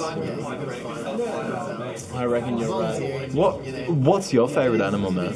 My favourite animal? Yeah. Oh. Look, my favourite animal right now is the sea otter. Ooh, oh yeah. Every time I see a sea otter, I'm like, everyone fucking stop. There's a sea otter over there. They're fucking sick. They're beautiful. I was working on this construction site. Yep. I was building some guy's mansion on the beach on Vancouver Island. I was meant to be shoveling sand, right? My boss comes around the corner, he's like, Ian, why are you shoveling sand? I'm like, because there's a sea otter over there, dude. There's a sea otter, man. He's like, I understand. Yeah. Get back to work. You had a moment. But it was really interesting about the sea otter. Yep. The sea otter is the only predator of the sea urchin. The sea urchin predates upon kelp. Okay. But it predates upon the base of a kelp strand, right? So a sea urchin comes along, it eats the kelp strand, detaches it from its base, and the rest of it blows free, and because it's in a kelp forest, it catches the other branches and tears them out. Destroys the kelp forest, right? Yeah. Sea otters also happen to have the best fur for making coats. Okay. So in British Columbia, yep. Sea otter went extinct. And so their kelp forests were dying. So in the 1960s, like very much ahead of any of the rest of the world, the BC government, they went, okay, we're going to go catch 86 sea otters in Alaska. We're going to bring them down to Vancouver. Well, not Vancouver, Vancouver Island. Remote Vancouver Island. We're going to release them there. Yep. We're going to see what happens. Total success. Such to the extent that people on Vancouver Island, when I said to them, hey, you know that the sea otters out there, and I sent you the genetic strain from Alaska released here like 40 years ago, they're like, what? I never even knew they were gone. And like, when you get no kelp forest, just a sea urchins, it's called an urchin barren. Okay. So all these sea otters get dropped off like in this place, and they're like, oh my god, there's food everywhere, this is great. Now that's the common as they ever were before. Total success story. Awesome. And in Australia, we have the same kind of balance, but instead of the sea otter, it's the lobster. Oh, okay. Yeah. So in Tasmania, a bunch of conservation groups, they bought the licenses for the lobster pots, right? Yep. Because the licenses for a long time have been bought by different commercial fishermen. I own the license to catch those lobsters. Yep. A bunch of conservation groups bought them to leave them there. Okay. Yeah. Weird. To help the kelp forest grow. Well, that's pretty fucking nice of them, isn't it? Yeah, it is. And it's really fucking interesting, isn't it? It is a little bit. Really interesting. Like another really interesting thing I heard recently was, what do you reckon is the largest living organism in the world? Okay, well, you gotta think about, is it like, are we talking, single organism or clonal organism? Because clonal organism is a different thing. I guess you'd call it a colonial organism. Clonal organism? Okay. Yeah. Well, I don't know about the largest, but I know the oldest clonal organism in the world. Okay, what's that? It's in the Mediterranean. It's some kind of kelp forest or something. It's 120,000 years old. Okay. So like the actual like reproduction of that species happened 120,000 years ago, and since then it's just had a fucking arm cut off and regrown another one. Beautiful. Yeah, 120,000 years. It's like the oldest individual thing is the Bristol cone pine, 5,600 years old. Wow. A tree that's as old as the pyramids. Seriously, so that tree is still alive today? Yeah. Holy fuck. I wanted to see it, but Nevada's fucking crazy. Yeah, I want to go to Nevada. One does not hitchhike in Nevada. I found that out the hard way. But if one is a soldier of darkness, one goes where he is led. True. Alright, so the largest living organism in the world, as far as I researched, was a particular kind of mushroom in America. The honey fungus, I believe it's called. Really? I actually saw those like not too long ago. Oh, really? Yeah. It's about like 3.8 kilometers long. Yeah. So it's a single mycelium because mycelium spreads in rings. Yeah, okay. So, yeah, they can be like they can cover a lot of distance. Okay. The mushroom actually occurs where one mycelium meets another, and that's where they reproduce and shoot a mushroom out. I see. Yeah, I would believe I would believe it to be either a mushroom or a tree, because like some trees are like actually the same clonal organism across like many kilometers. True. So like tea tree, right? Okay. Yep. Tea tree. Each tea tree you see is the same genetically as the one next to it. Wow. They're just one big clonal organism. Do you reckon humans are a collective organism? No. But maybe we're all connected in the collective subjective unconscious. No, I don't believe so. I'll give you one example where I think that we are, you know? Okay, yeah. Alright, so this is a really spooky thing I've noticed since starting doing this podcast, yeah? Alright. What'll happen is we'll talk about some shit, right? And then I'll go and do another interview. And they'll bring up weird, unique kind of nuances, the same shit from this interview, except I don't bring it up. They bring it up. Interesting. Yeah, like I often, one of my sign-out notes is, if I happen to be a penguin in your dream, if I happen to be a penguin in your dream, just give us a high five, represent for the reckoning, check it, nanu, Zoltan, that's how, yeah, right? And then people keep on bringing up penguins. I mentioned dugong, and people keep on bringing up dugons. Yeah, weird kind of animals, like you're saying, you're mentioning animals, but I've talked about every animal so far except penguins and dugons. Yes, you have. Maybe I'm reading too close into it, but Have you seen penguins? Yeah, fuck yeah. Because in Australia we're very lucky that we get to see penguins. A lot of people don't get to see penguins, man. I hear that the penguins are one of the animals that don't fit into like the kind of gender norms of the animal kingdom, in the sense of like the females go out to fish and the men stay home and like take care of the eggs. Well, the emu actually does the same thing. The emu? The emus are fucking scary, man. You look at those things. I saw an emu today. They're a fucking dinosaur, man. They are. And they'll interesting. They'll fuck you up too. I think so. Like the male emu is actually the one that incubates the eggs. Okay. But the next time you look at the Milky Way, don't look at the lights. Okay. Do as the indigenous people do and look at the dark spots in between. Okay. There is a giant emu in the Milky Way. Woo! Really? And the movement of the emu in the Milky Way correlates to the season of the emu on the land. Astral emu, ladies and gentlemen. When the Milky Way emu is on the horizon, lying down, that correlates with the time when the male emus are incubating the eggs. Ooh, really? Wow, that's fucking deep, man. Very deep. And yet, how many times has the Milky Way passed right over your head and you've not seen the emu? Dude, the natives of every land really had some fucking deep fucking knowledge that we kind of take for granted, man. What do you reckon? For sure. Yeah. Sorry, man, just a second. Hey, Luke. Sorry, man, I hate to interrupt. Can you roll? Are you good at rolling? Would you be able to roll for me, man? I'm a bit fractured at the moment. Thank you. Skateboarding related. I'm disassociated from my bones, ladies and gentlemen. That's okay, I'm a fucking soldier. I'll be alright. Be a soldier. No, that's fine. Roll a big one, man, because I don't have to fuck around. The filters are in there. Feel free to roll one for yourself too if you like. It's maple pipe tobacco from America. So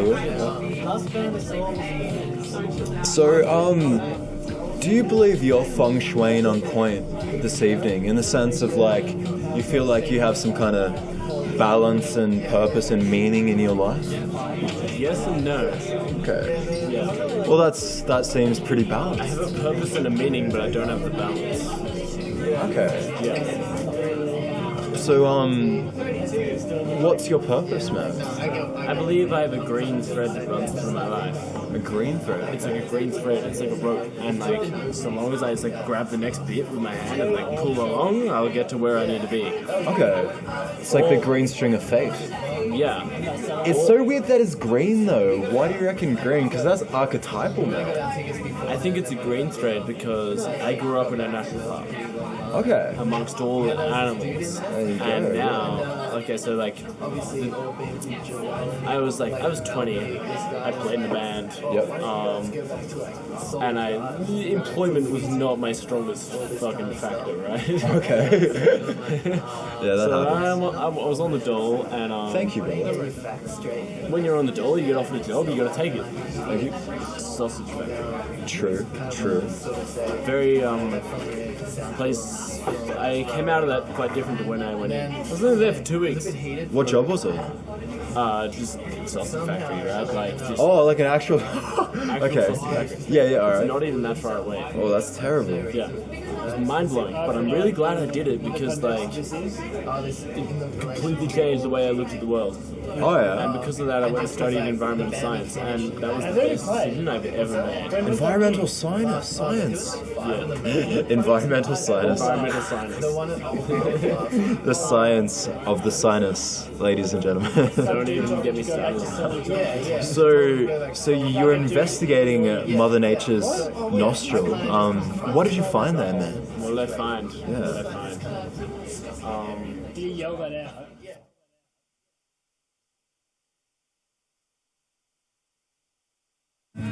Oh yeah, my back is better than crack guys anyway. But hang on, If you're not naked, fucker!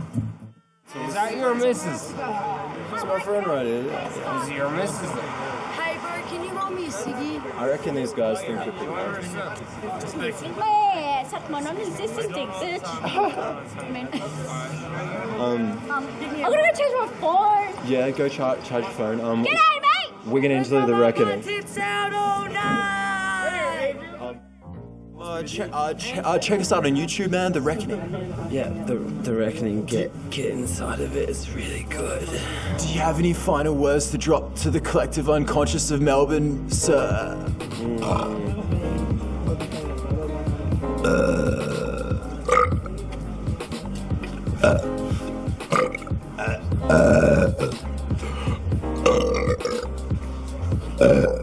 Man, it's like a symphony. I fucking wish I could do that.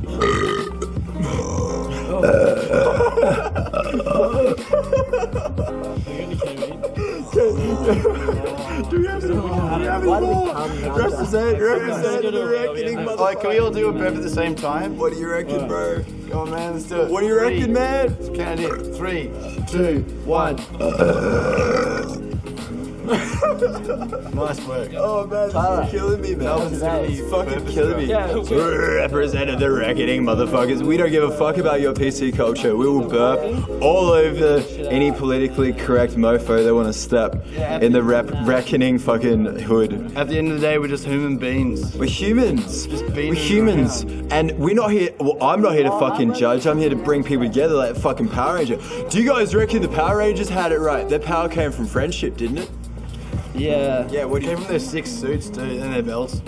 True. But they had power through the unity of being and you become a fucking super Power Ranger superhero. Someone just decided that was a thing. Have friendship. Yeah, no, I think. True friendship. They were a multiracial group. They were a bit of fun. Who's the pink race then? They were also Is that aliens? They were also Are the super aliens the stereotyped too, though. I feel like they're at the stage Yeah, where people it say was that. They're culturally like, yo, appropriate. the yellow one was the Asian one, right? Yeah, Not the pink one was. culturally I forgot like how is yellow racist? Black guy was a black. Like It was black at the guy time was a where it black was one. expected Do you to guys have actually a think black Asians person are against yellow us in your team toned in because some it was way? like, yeah, we're not racist Why because did you say toad at the end of that? Tone.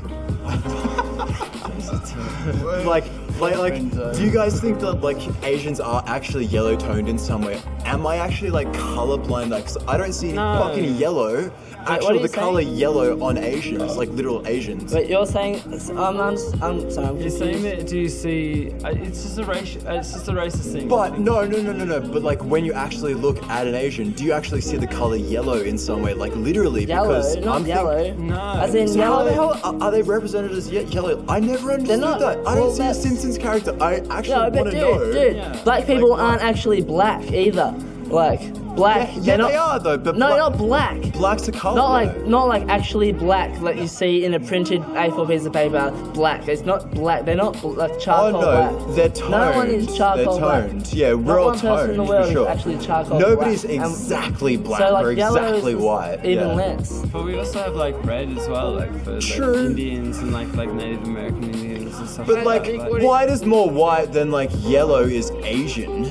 I mean, like, Asian is like latte colored, I'd say. Yeah. Just call them latte colored. Like, why not? Depends how strong Why? They're way more latte right. than yellow anyway. But I think you know, that's the whole point. Is that my like we put a label on it, so there we like find a point to like differentiate between people. To differentiate 3 fractions deep with reckoning. And that's how you end up with, I don't know, racism, because we just like, everyone wants to make a box and fight off all the other boxes. Yeah, they want to have their groups, man.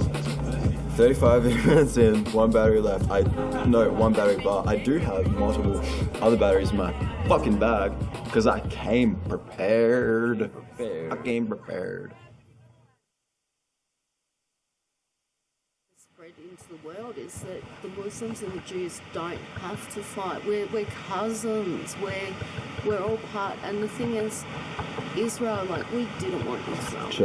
Check. 1, 2, 1, 2. Check. Israel in the Kimberley, like we were trying to pull Israel. 1, 2, 1, 2. Check. And no one knows that shit because people want to think Israel's all already melted.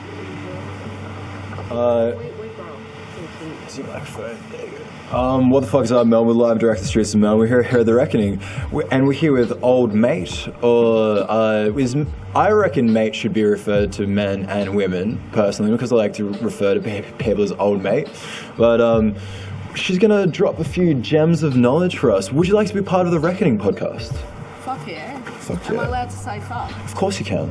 Awesome. Ain't no fucking thought police in the fucking radical honesty group of The Reckoning, ladies and gentlemen. You are free to speak and think and believe however the fuck you like. But what I will do is I'll ask you questions in the sense of why you reckon what you reckon, so I can try to empathize with your perspective. All right, I'd like to start with a story about my grandfather, and he was travelling the world. This is after the Second World War, so I'd say around the 50s. And looking for something to fix his asthma, you know, and he'd just come from the United States where he'd got the first line of cortisoid steroids in a powder form, and he ended up in Germany in a cave, you see, because they believed if you breathe in this air in the cave, it will fix your breathing issues. Anyhow, he's sitting there next to this old fella who's having the worst time breathing, and he just thought, wow, you know, I thought I had bad asthma, and he said, listen, would you like to try some of this that I got from the United States? Anyhow, this guy said yes, thank you, graciously, and took it. Anyway, Grandpa leaves the cave, catches up with the group of friends, and, you know, being the group of Jews that they are, they start blasting him, saying, what the fuck are you doing, in whatever language they said, what they said then, you know, for blonde it would have been the word. And it was like, they said, you just gave an ex-commandant medicine to help him.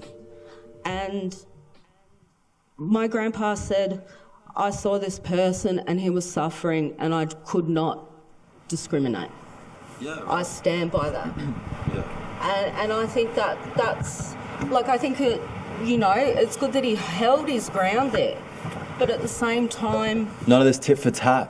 It's just like my brother. This is my brother. It's my human. It's my human fucking fellow reckoner. I've got something in my pocket that can help you, so why the fuck would I hold back? Well, because a lot of people would like to say, no, that's the fucking devil of our group. Aren't you down and assimilated with us, brother? Aren't you going to think the same bad guys that we think? Oh, let's create an enemy now, so we can start like fighting, and that's just fucking ridiculous, isn't it? Yes, it is. And if you happen to have the devil's advocate kind of perspective to them, sometimes you get lumped into that enemy category as well. What do you reckon? Oh, absolutely right. You're talking to a female that can hang out with the fellas, so every bloody other female thinks I'm just chasing cock and gets very jealous. Oh, for real? Yes. They think I hang with the boys because it's all about the cock. Well, you know, like And I about think that might just reflect upon what their mind is thinking, perhaps. maybe it could be, because about 90% of every fucking interview that I ever do, at some point, always revolves around sex, and sometimes more than most, but it always comes up at some point in the interview. Well, this is procreation, you see. It's where we came from, you know, fucking, you know, of course it's going to be prominent in our minds, you know.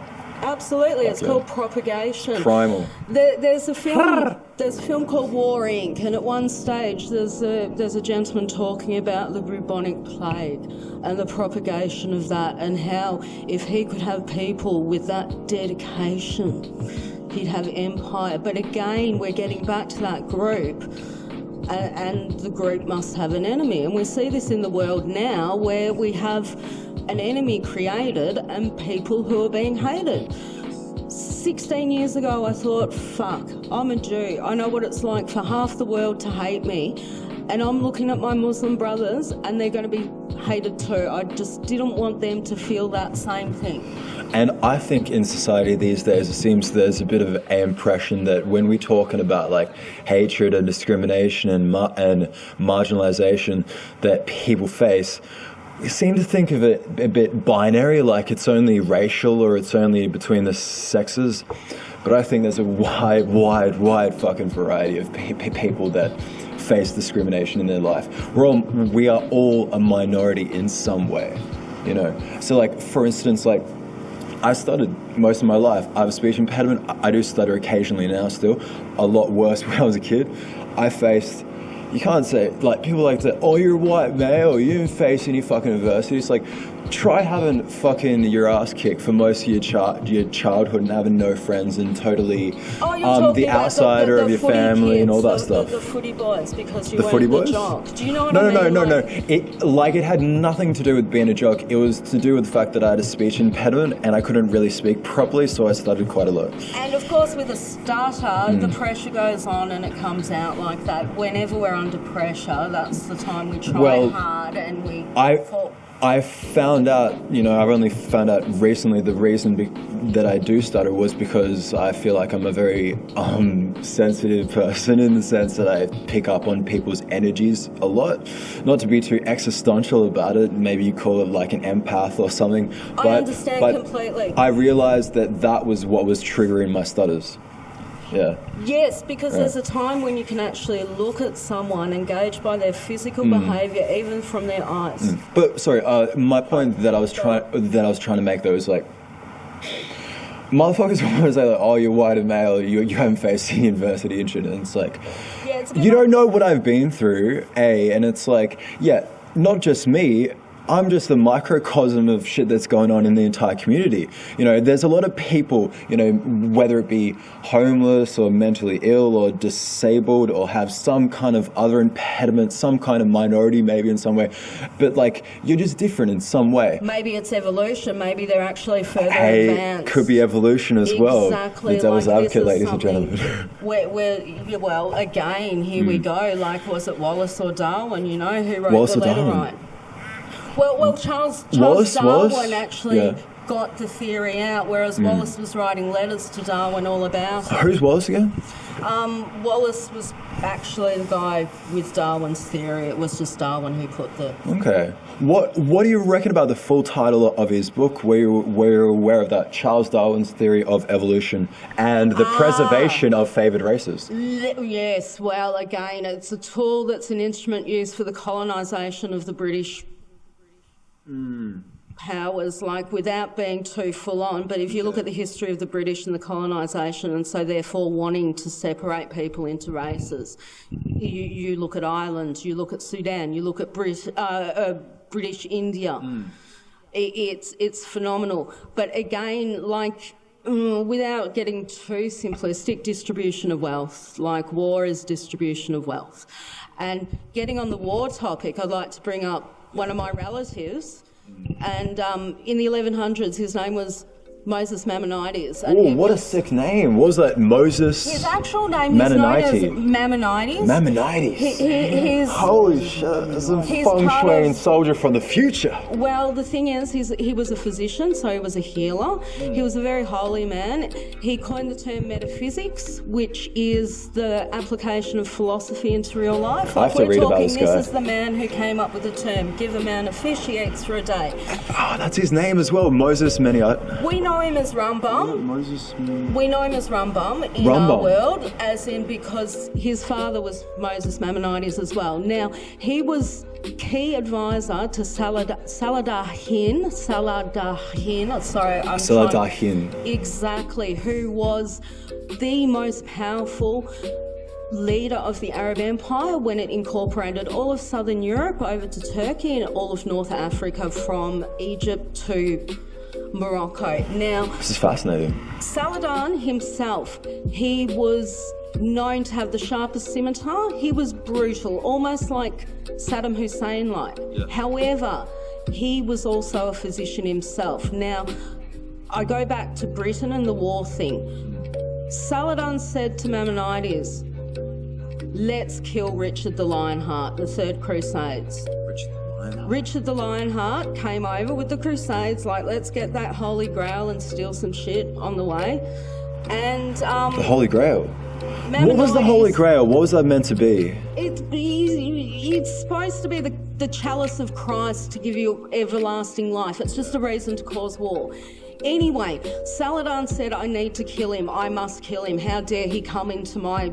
how dare he come and rape my women and do all this? Yes, yeah. And Maimonides said, no, you must set an example of him. You send him home with his tail between his legs and say, do not come again. And the Crusades were over.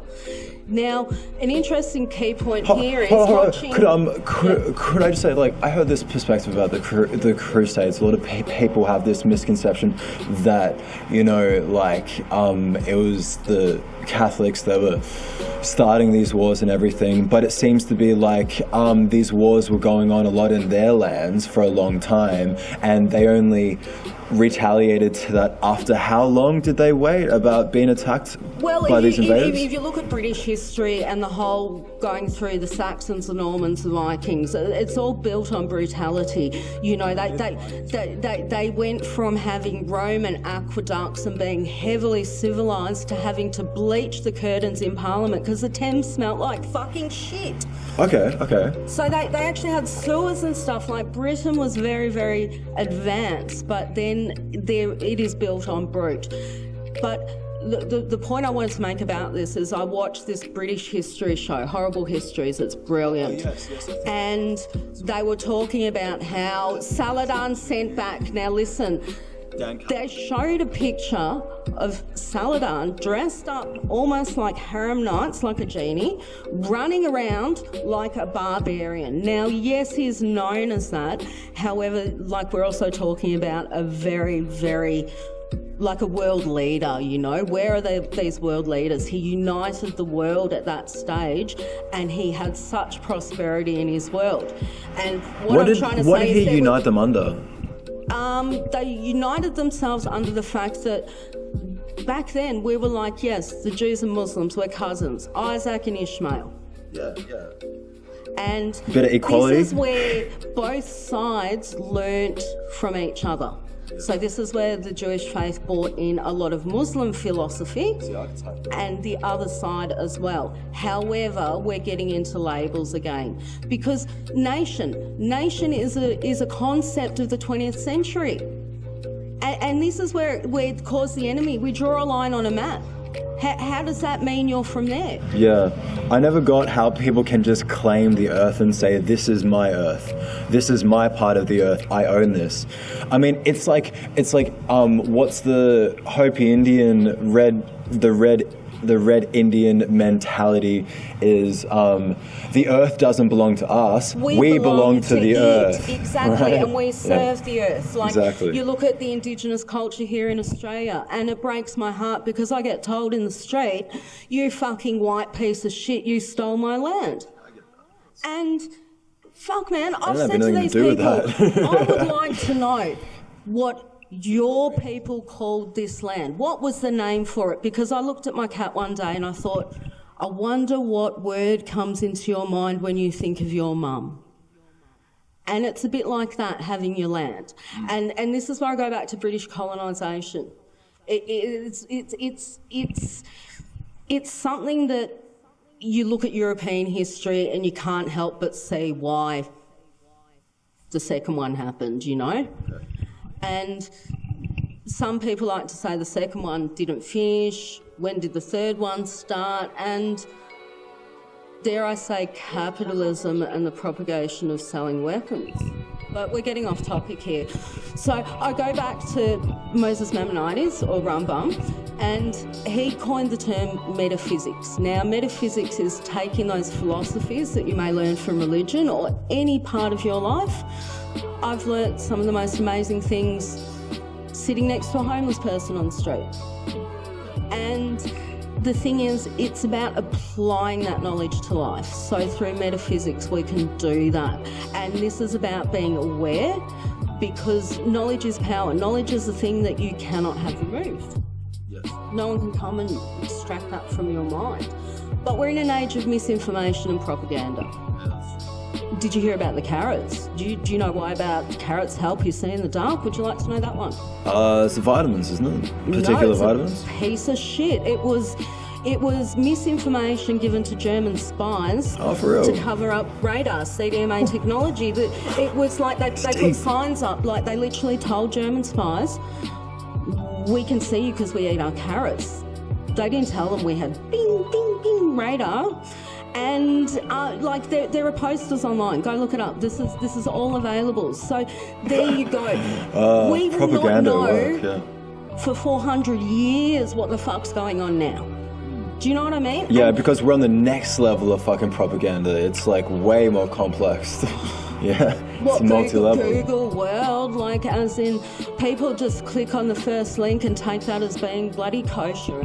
Hey, there you go. Well, people, they like to identify with a particular political group sometimes, so they would rather listen to the news from that source, you know, and if they hear any news that maybe disagrees with their ideology, it's very easy for them just to say, oh, that's very right-wing, or oh, that's very left-wing. Or takes their view away from their white picket reality. It discounts the reality.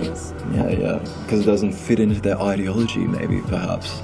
Well, the thing is, no one likes to have their ideology challenged. However, we have to be willing to learn. Yeah. And it's something that Maimonides said this. Yeah, okay. If the mouth says I know, the brain has no possibility of learning. Yes, no, I totally agree. It's like, there's another phrase that would relate to that is, I don't know who said this, but a intellectual is a person whose mind stares at itself. You know, it's like a closed loop, you know. Yes, because again, trying to look at something scientifically, I go back to the Darwin thing and you mentioned theory. Now, we're never told in school, atoms, shell formation, all this bullshit, they're all theories waiting to be disproved. Now, I'd like to mention something about this. I don't know the fella's name, but a Japanese scientist. He got 2 lots of water. One of them abused the fuck out of it with heaps of, you know, treated it like absolute piece of shit. Yep. It actually started going a bit murky brown. Yep. He tried to freeze it. Oh, yeah. Haphazardly. The other water, he treated it like gold. Every language nurtured it. Apparently the crystals formed that were phenomenal. Yeah. Now, what did he use? A dark field microscope or something, wasn't that? Not quite that heavy. He's ostracised because basically he's challenging the scientific community, and so therefore he's like, sometimes the scientists, they're more closed in to new ideas because their theories are being challenged. When in my mind, if my theory is being challenged, I want to be told I'm wrong. Yes. So would you say that you like you enjoy to interact with the devil's advocates? Well, you've got to kind of know where the other side is sometimes, and you Right. can't put it as the other side because again you become that advocate once you form a group. Well, let me put it this way as the devil's advocate to your own personal dogma, like not the groups, but like what you, but like you said before, when you say it's like you're fucking up at that point, you know, you got to think of it more as like what you reckon, yeah. Well, in actual fact, like it's again, you run with the dogs, you get the fleas, and that's something that you don't want to be bargaining with the devil's advocate, so to speak, because it's like... Maybe we should define what we mean by devil's advocate, though. Like, what do you mean when you say devil's advocate? Well, devil's advocate, to me, I think of this fat, rich motherfucker sitting there, okay, and he's got a plan. He's got a super fund invested with mummies and daddies in the suburbs, and his plan is, okay, he's invested in a company called GS4 that runs the Australian prisons. Now, his goal is to double that prison population in the next 30 years. So mummies and daddies, super is growing big, big, big on the pretense that their kids are going to have twice the chance of getting into jail. All right, now that to me is devil's advocate. Or is devil's advocate the guy who does the bad guy's work?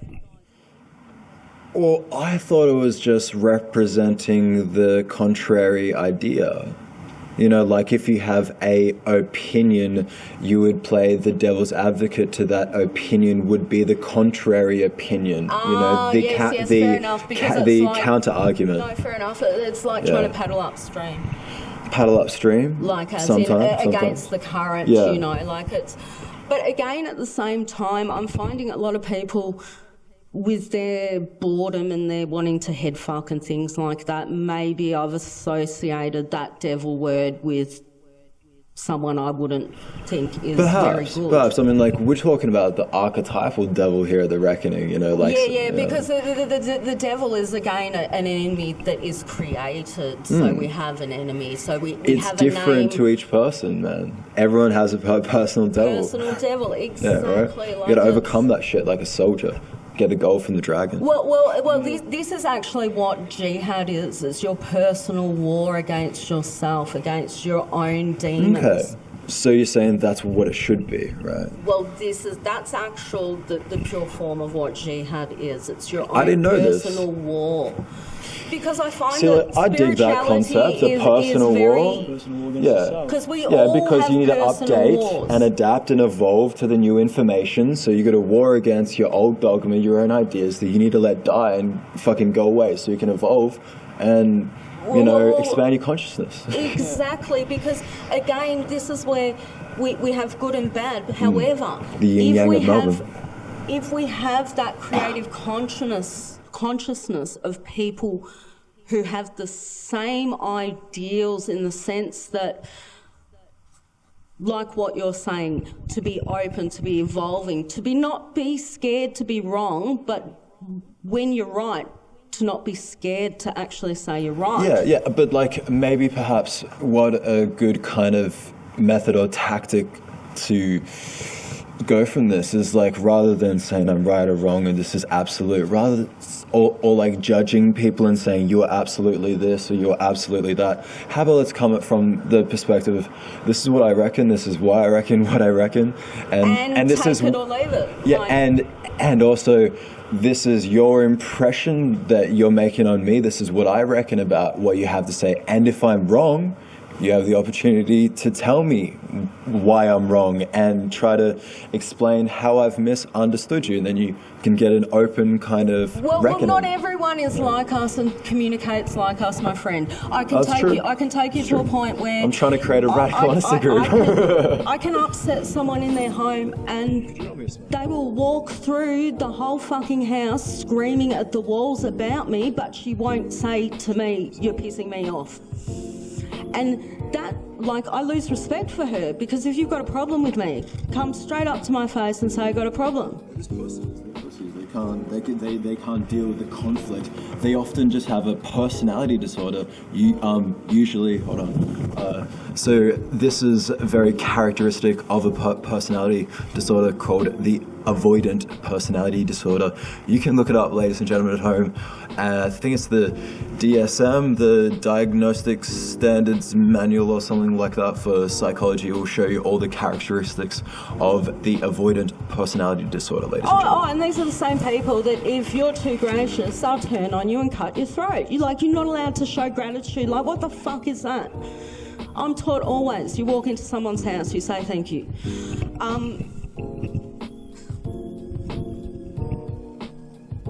Getting back to, I guess, changing the world in a way you never, do change the world without making waves.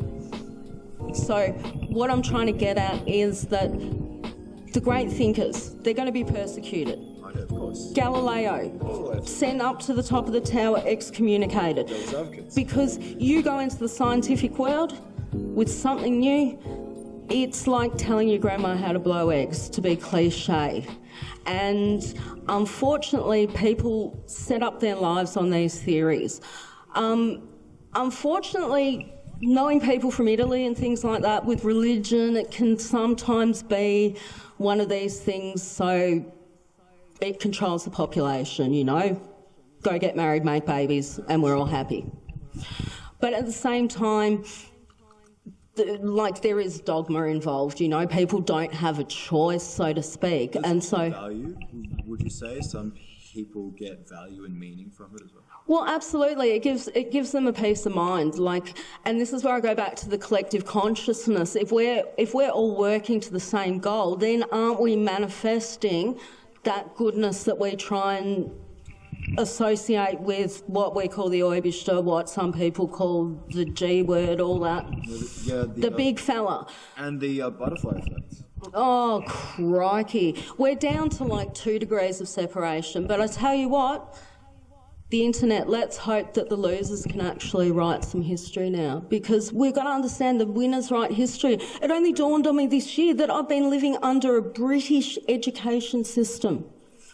I was so lucky to learn about the Islamic faith in history from an Islamic teacher in Year 8, and I think that's the only reason I learnt it. But we're under this British textbooks. And I tell you what, I found it on the ground, and it was the book that migrants have to fill out to get their citizenship. Oh, yeah. And I'm talking analysing newspaper articles. Now, I've said to a migrant then and there, did you have to do this?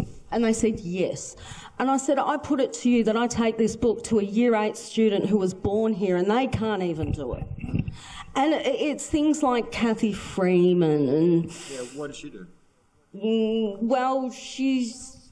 Exactly. Fair enough, sports heroes. We're Australia's sports heroes all the way. Yep. It causes goodness. But again, I'm always have contradictions with sport because it's all based on gambling. That's all it's perpetuating is gambling.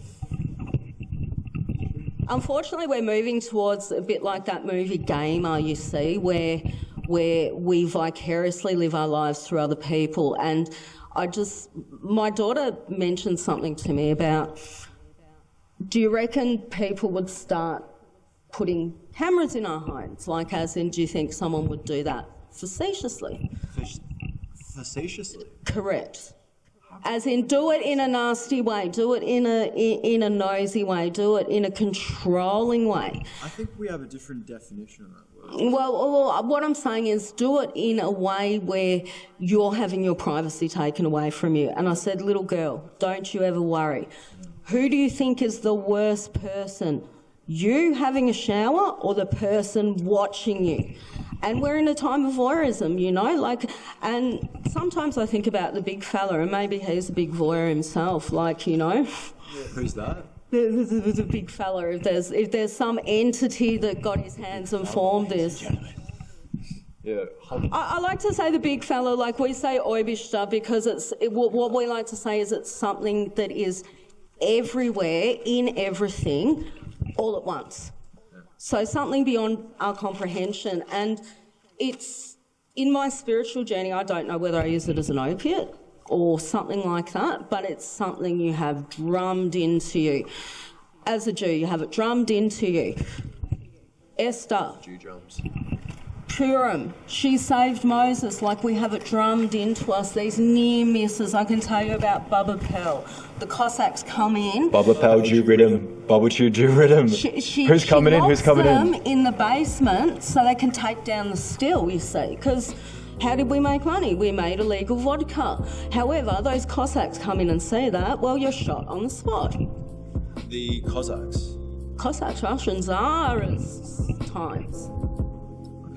An interesting side note. I'm trying to follow. It's very interesting. I'm loving this conversation, but I think I'm a little bit lost. This is pre-1900 Poland, Eastern Poland, where you're under Russian rule. This is before the lines on the maps, where Germany was a place called Malware or something like that. Malware? Something like that. It starts with M with an A-R-E at the end of it. It was like pre-World War I, pre-Franz Ferdinand and the Austrian-Hungarian Empire, you see. Now isn't that an interesting fucking story? Oh, golly, empire, like this is... The assassination, how it went down as well, it was so synchronistic. Well, again, you don't want to say the Brits involved, but maybe, like... You know, they were a bit treacherous in the Second World War too. There was that Duke who danced with Hitler, and Hitler said, "We'll put you I'll put you on the throne when I win." But again, I grew up with my dad thinking I could be cooked. Yeah.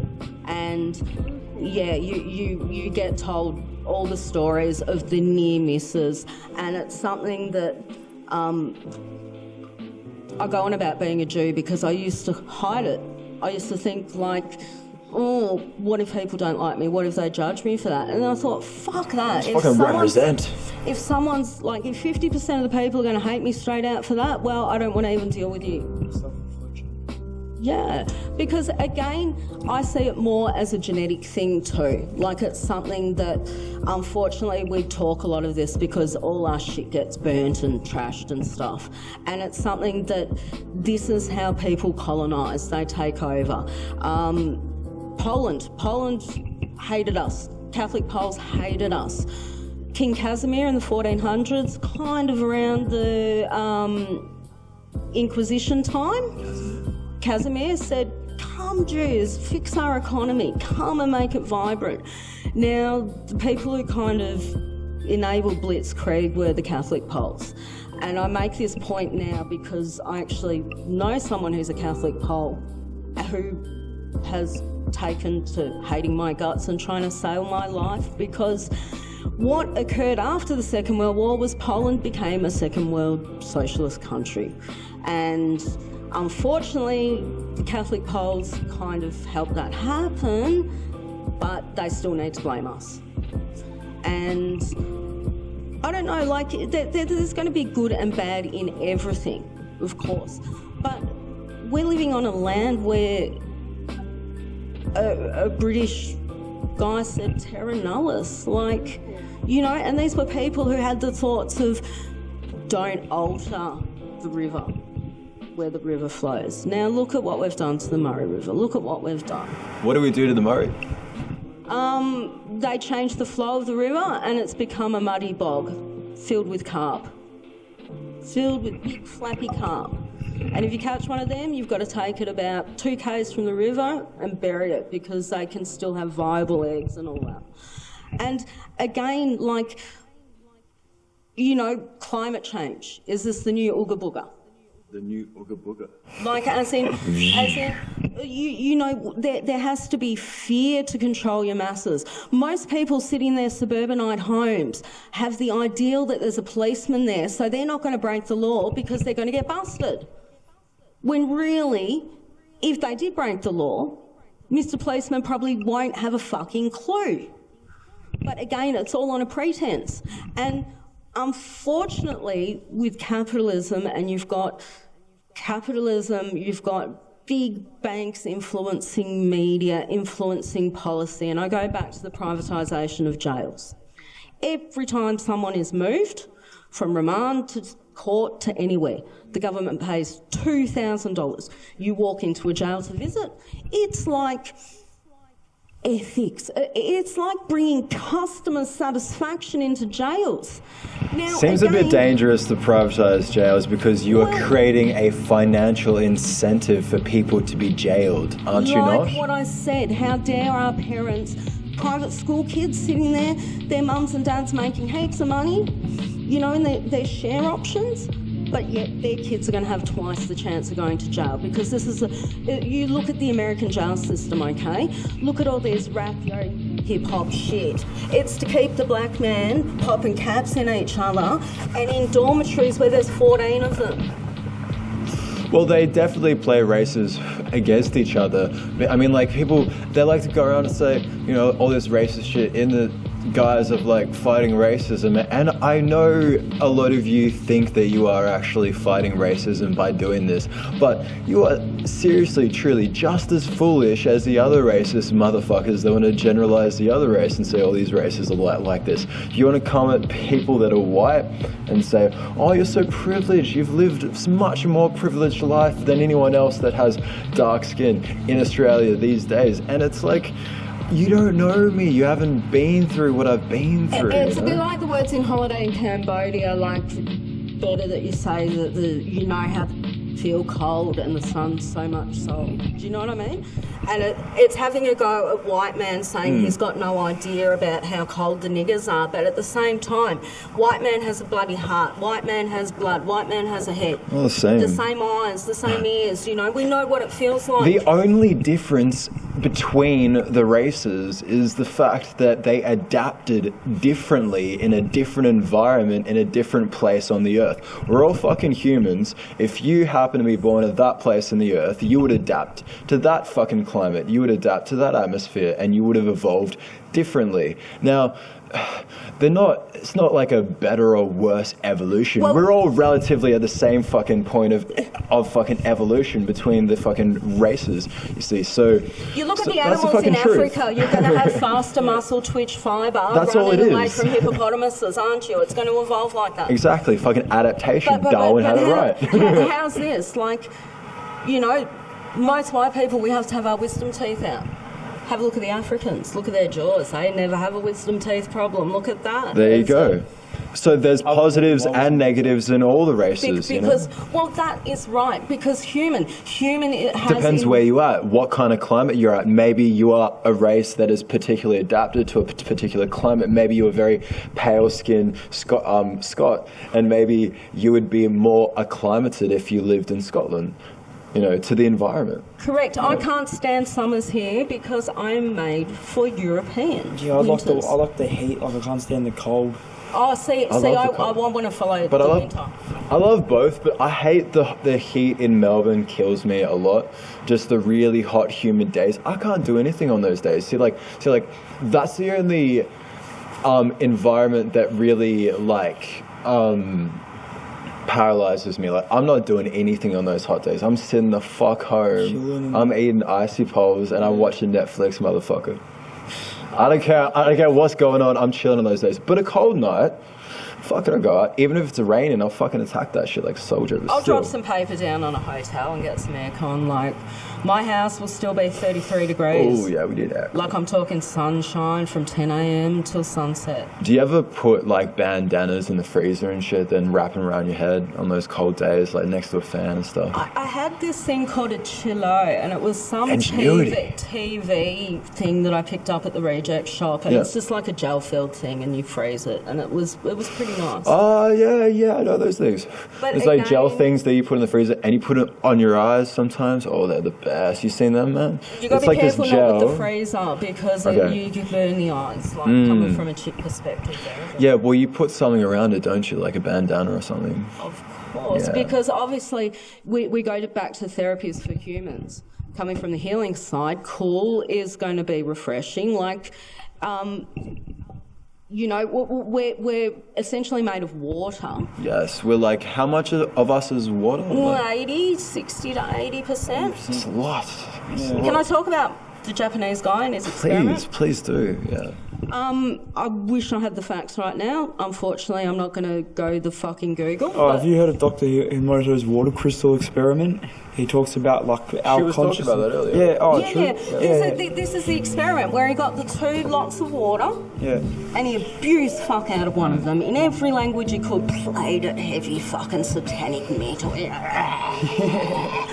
You know, probably put on the poltergeist for it and shit. This water actually started to go brown. He froze the water. It couldn't actually it formed these disgusting crystals, haphazard crystals, non-uniform. Strange for water, because water will always form uniform crystals. Second lot of water, treated like gold. Every language he could, he told it how fabulous it was, treated it well, played its symphonies. Now this water stayed pure. It formed the most beautiful crystals when frozen. So I put it to you that if you're saying bad things about humans, you're actually influencing the water within your own body and therefore polluting yourself. What's the, it's like a Buddhist or a Tibetan thing, thinking evil thoughts towards somebody else is like drinking poison, expecting the other person to die? Yeah, you're polluting yourself, basically. It's one of these things, we don't want to go all 7 deadly sins, but if you have harbouring hatred and things like that, it is self-destructive, and it's a fucking waste of time. But hey, like on the water experiment, there's another experiment that you can do. You know, if you're on a budget and you don't have a dark field microscope, get some rice, have some normal white rice, you cook that shit, you put it in a plastic cup, you put a lid on that, you know? Or put some Glad wrap over the top would probably be better actually. And you write on one of them love, and you write on the other one hate. And you put them at different ends of the house, and every morning you wake up, you stare at the hate one, you hate the fuck out of that rice. You think of every evil fucking vindictive emotion that you have, and you hate on that rice. Play it satanic music. Whatever, project all that fucking energy at that rice, and then go to the other one. And tell it how fucking awesome I love you. You sexy little fucking rice granule, you're fucking beautiful. Aren't you gorgeous? Yeah, absolutely. So like what happens? I've done this experiment. I can imagine and I have mold seen festering. The mold festers quicker, it decays quicker on the rice that you hate. Yeah, and you're talking like big furry shit like you rarely It molds a lot quicker, it decays quicker, ladies and gentlemen. So treat your fellow reckoners with some fucking respect. Exactly, because that's all it's about. If you have respect for the person in front of you, certainly you've got a chance to learn from them and learn from their thing. Going back to like what does a white boy know about suffering? Respect's a two-way street though, wouldn't you agree? Equal exchange of energy, like you were saying. Absolutely, and the thing is, coming from the Jewish background, you learn very quick. Shit. It is a two-way street, and you learn to switch off, but you really have to not despise that person. But you gotta stop seeing them as just the colour of their skin, as some fucking trivial surface shit. There's a loony cartoon where the dude is watching the tally, and there's a beautiful sunrise on the tally, and out the window there's a sunrise. And just some people aren't going to learn. And this is where maybe like we are perpetuating the first level of hell by sitting there watching our tallies, being fed shit and kept in the dark. Yeah, blocking our consciousness from what's actually going on, from nature, from being at one with creation, and being one with that life force energy. Exactly, because we're shut up in a concrete box when we should have our feet on the ground. Concrete jungle. Babylon gone for one time. Look at what we surround ourselves with, death, okay? The wooden bookshelf, the concrete, like the way the car drives, it's all perpetuated by the death of nature. Yeah. Now, how many of us have actually put our feet on the ground? Now, Kurt Vonnegut wrote Cat's Cradle. And there was this kind of quasi-religion he made up in Cats in the cradle where and silver he spoon. said there was like transferal energy with the feet, and feet must be connected to the ground I've heard of that. 432 hertz represent. And things like that. There's other themes in it about the guilt of being involved in the Manhattan Project and things like that, being a child. The Manhattan Project, would you like to go into what that is? Well, the Manhattan Project was getting all the scientists and So you physicists. have a little something in your hair. Could I get it out? All right. Thank you. Yeah. Got to look beautiful for the podcast. It was getting the scientific minds. It was basically bribery. We'll take you out of Germany, Einstein, if you make us the bomb. Einstein. Yeah, and it destroyed that man. Yeah. It fucking destroyed him. And it's something that, unfortunately, it's very fucking scary. I don't like thinking about nuclear stuff. I've had dreams that are very fucking vivid. Yeah, right. I'm trying to hide in between the couch, but you feel that heat wave. Yeah, true. But like, you know, if you were a soldier of darkness, you can feng shui and jiu-jitsu even the most harshest environments. Now, my question to you, because recently in the news, what's been in the news, there's been a sunspot. Yes. About the size of the Earth. Appear on the sun. Now, scientists are speculating this would create a big coronal mass ejection on the Earth. Now, if you happen to wake up one day and there's been a coronal mass ejection on the Earth, we might actually not be waking up. Like it's. Are the sprinklers about to go here as well? No. It's like one of those theories. If the Earth stopped spinning, we'd be like pulverized in a second. What would you do though? How would you jiu-jitsu that situation? Have you thought about how would you adapt? You survived. Like my dad's cousin got out of our switch. Okay. Now she was in there in the last bit. Okay, and a lot of them sat there going, what the fuck is going on? They had no concept. Like, they did as they were told, and then, you know, they're giving their last breath to their kids in a gas chamber. However, when you are faced with survival, you fucking do it with your teeth and nails. And if you're not going to do it with your teeth and nails, well, goodbye, Charlie. You're not going to evolve and adapt and feng shui on point. Because if you don't do that shit, fucking nature's gonna happen anyway. It's gonna evolve straight past you. You'll be left in the dust. People from Europe say that there won't be war again in Europe. Europe was trashed after the Second World War. However, we can't sit in our cosy first world places and think it's going to be an alien thing. An alien thing? As in, we might find ourselves in a war zone one day. It or could happen. Our children's children. It could happen. You know, we've got Stephen Hawking out there saying maybe 100 years left, you know. We've got... Stephen Hawking seems to be a bit concerned about CERN. Brought up concerns about CERN, the Large Hadron Collider, you know about that? Yes, because under Switzerland, because again, you start speeding that shit up and firing those atoms, we're getting into fission. Yeah, what's going on? What's going on, Melbourne? And again, these are theories, okay? These people are meddling with something that they have a basic theory, a basic idea. And speaking of the nuclear, I go to Fukushima earthquake. Now, again, Japan, how can a country take 2 atomic bombs before they like surrender? Now, that's a pretty big thing. And I bring this into the next story because Fukushima, 3 6.2 earthquakes. You look at pictures of it. They thought the walls were going to look after it. Now, the walls are 5 metres high. This fucking wave was 15 metres high. Now, how can you have 3 earthquakes exactly the same? They weren't prepared. Yes, most of the time they are prepared, you see. Japan, they have their paper houses to be washed away. I don't want to get into conspiracy theories and stuff, but there's things floating around the internet about bombs there and Korea and all this stuff, and Japan keeping the mentality from the Second World War because Japan was demilitarised. But again, America comes in and creates a military junta in Greece. Like it's I hate to say it, but is it them selling their $800 trillion in weapons? Like, it could be. But the thing is, I go back to this nuclear disaster at Fukushima. Pacific Ocean's fucked. All right, now I've had to trawl through different documentaries to find out different information. But basically, we had a president of Japan saying everything's sweet while things are going into meltdown. They called them the 50, the last 50. in the sense that these Japanese were so dedicated, they're walking into 3,000 times the radiation, you know.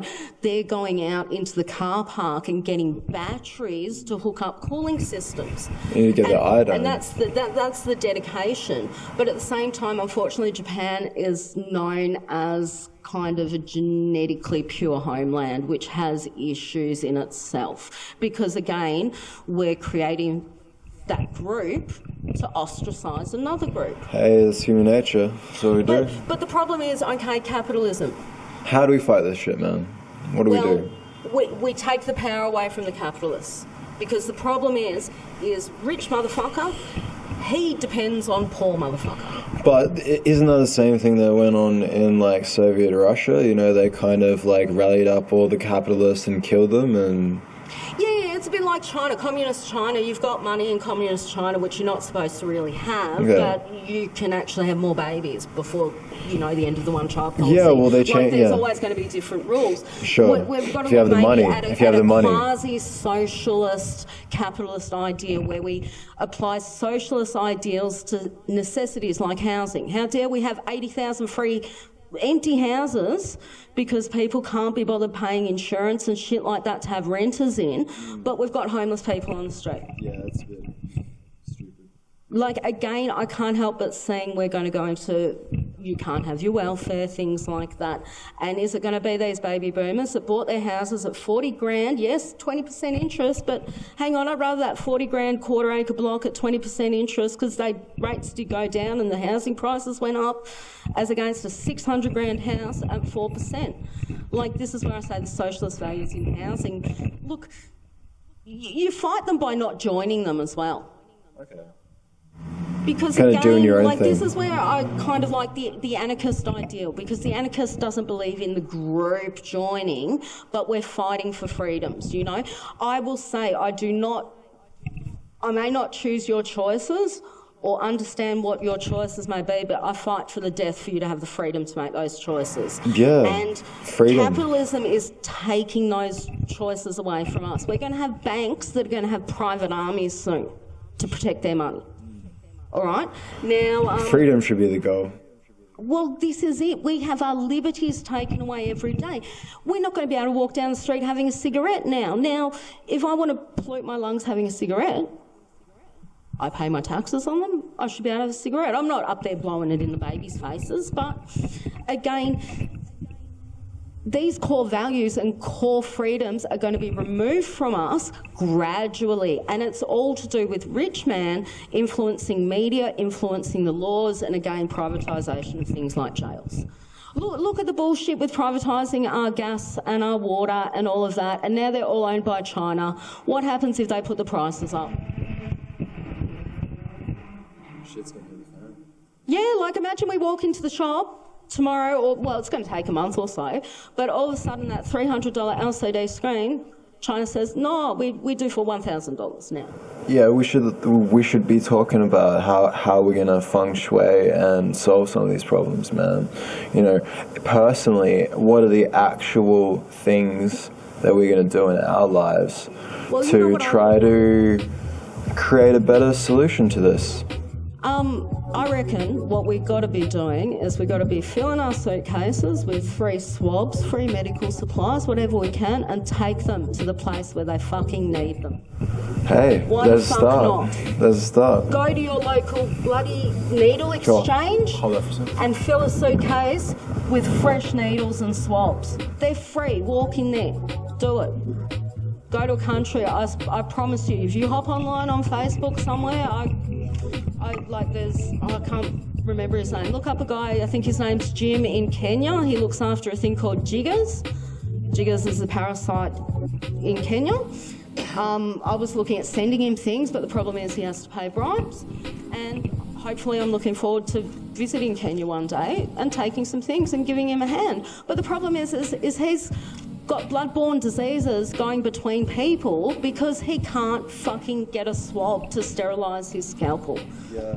A jigger is a parasite that goes into your hair follicle. It eats your blood and basically grows to maturity, dies into a bunch of pussy eggs and becomes a colony. And unfortunately in Africa, Grandma gets jiggers. Unfortunately, that's shameful. So grandma stays there being tortured, never sleeps, and young kids get it and they basically die of anemia because they've got these. And the thing is, we sit here in like, how dare I say I have a fucking bad day, because a bad day in my world is like living like a king in someone else's world. And I think it's about setting an example, guys. You know, like I remember my dad said to me once, you can lie to me, you can lie to your teachers, you can lie to whoever the fuck you want. I think he even said fuck. He said, but if you start believing that, and I think this is where a lot of this perpetration comes from, because again, with misinformation, it's all power, and unfortunately, I hate to say it, but sometimes the women are orchestrating it. Like, you know, I can't help but think how Mark Antony stabbed himself because Cleopatra sent out that misinformation because she wasn't the popular lady anymore, you know. This is like if Facebook was around then, you know, like you've got Cleopatra, they were the it couple, you know, the Brangelina of the world. But again, like, listen to me, I'm giving power to someone who probably just laughs at me by saying the Brangelina thing. Do you know what I mean? Like, we're in a time where little kids look at actors and think they want to aspire to that. Like, you know, in the 80s we had Charlie Sheen and Emilio Estevez and all those guys snorting shitloads of cocaine. Drew Barrymore in rehab at 11. So why did X generation grow up to be kind of experimental? I used to play at school, like, you know. Word. So would you guys like to be included in the Reckoning podcast? What is the topic? We can reckon about whatever we like, man. You know, like, it's called the Reckoning because they go on the streets of Melbourne and ask people what they reckon about shit. Yeah. What they're reckoning is the point of perspective, right? What the fuck happened to multiple fractures. They're reckoning the culture for one. The culture of Melbourne is to be multicultural and friendly with absolutely everyone. Shut up. Friendly with absolutely everyone. And, you know, that's the creed. And Melbourne's considered the most homeless, like, you know, like friendliest state in the world. Like, if we're going to uphold our rights by doing that, how are we going to do that with guys like that have no respect for one, elderly people? Guys like who, sorry? This guy named Rob, I met him tonight, and he was having a good night, and he just left the Young Jackson pub, and he got absolutely abused by these young people, all because he asked one simple question: do you have a ciggy? Which, in general, like, you know, it's like, you know, it's a favour at this time of night. You know, people, you know, are genuine with each other, and this guy was full, you know, in his face and saying fuck off. Like, it's a bit wrong. And these guys have been sitting here at Flinders Street Station for over nearly 6 hours, because I was here during the day. 6 hours. 6 hours during the day. On the blockade things. On the blockades, outside the steps of Flinders Street Station, scabbing cigarettes, scabbing whatever they can to make a little bit of money, and going up to people, trying to staunch them for their money. And this is the same crew that likes to attack and harass the street preachers here, is that right? That's exactly right, mate. Yeah. That's exactly right. What the fuck is wrong with the generations these days, bro? I don't know. The generations these days, half of these guys, from a person speaking from perspective, like, I used to be like that, but I was never selfish like those guys. But the thing is, most of these guys are brought up in rich households, and they don't take it for granted. They don't take what's for granted, so they rebel against it and do this. Which, in a sense, yeah, you're growing up, you're being a kid. Yeah, you're rebelling. But if you're brought up with manners, if you're brought up with moral respects, you respect your family enough to say, you know, hey, thank you for the dinner. Then you should be able to do that with people. You should. Like, you say please and thank you to everything. So maybe it's the family is the issue, perhaps. It could be the family. There's got to be a factor. There's got to be a factor at least, man, for sure. It has to be the factor. Because it's a factor, for sure. Like, I reckon half of those kids have families that are, you know, brought up in a somewhat poverty environment, which is fair enough, and, you know, they want to chase more. Diva! Pause that. Yeah, we're into the reckoning, motherfuckers. We're gonna hug it out. We get really yeah, that's the way to go. Yeah. Yeah. So But we're it's- talking about respect.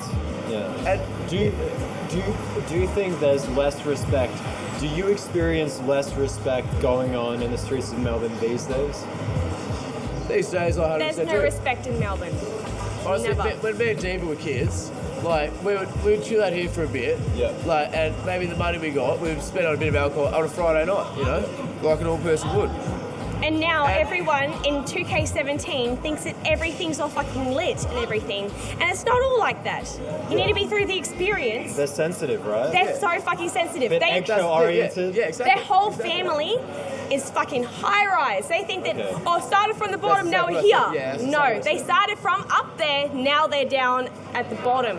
Right. They're fucking downgrading themselves, and it's not good.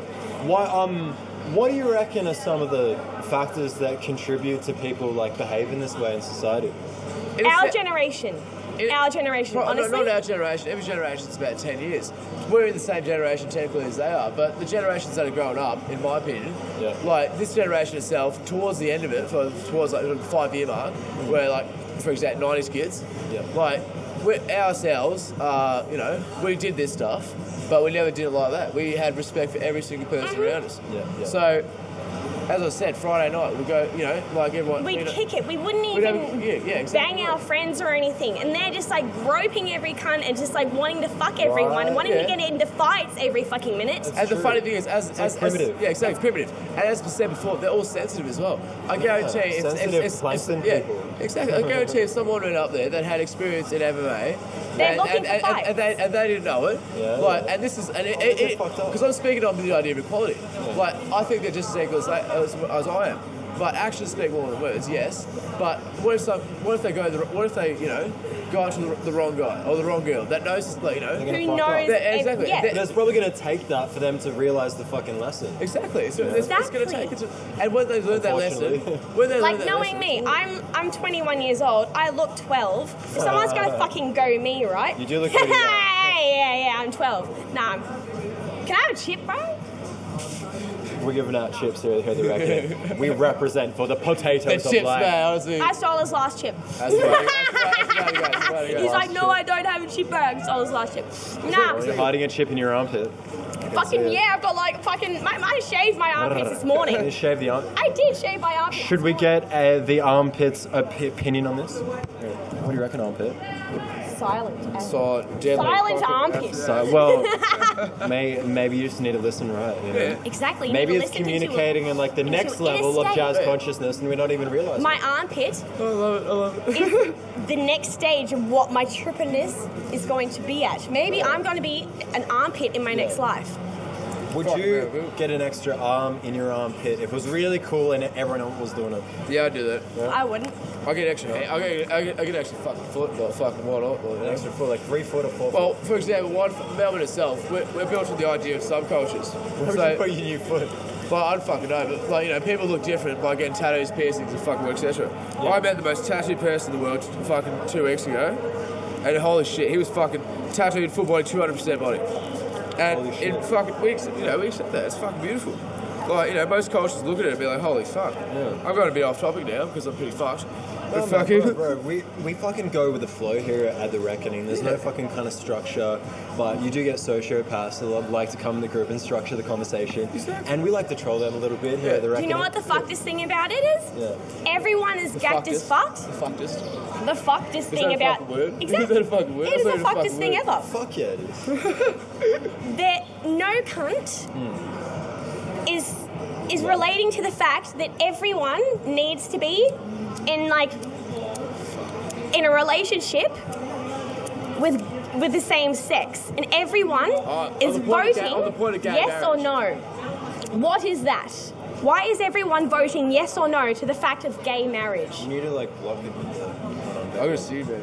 Yeah, well... On the point of gay marriage, you might Man, it's a bit of a trivial issue, I reckon, in comparison to the shit that we're facing in society these days. What do you reckon? Yeah, in a sense, like, the shit we're facing, like, I'm glad I live in, like, the state of Victoria. The state of Victoria, from a political point of view, we're the most left-wing liberals possible, compared to right-wing conservative fuckwits, like the Liberal Party.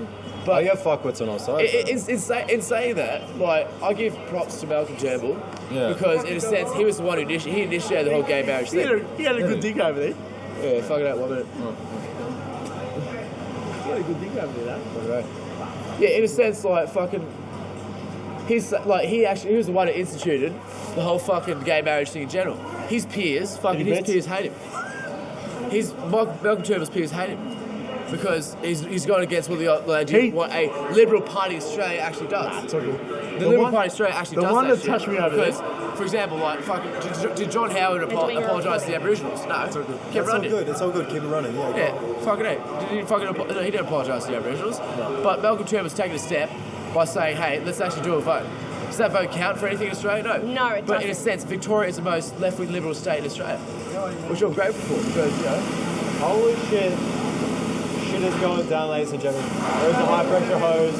Rubbish is being blown into the street. And this is why we have litter, because the pressure hose is literally pressuring every bit of litter onto the footpath right now. There is about 20 bits of litter.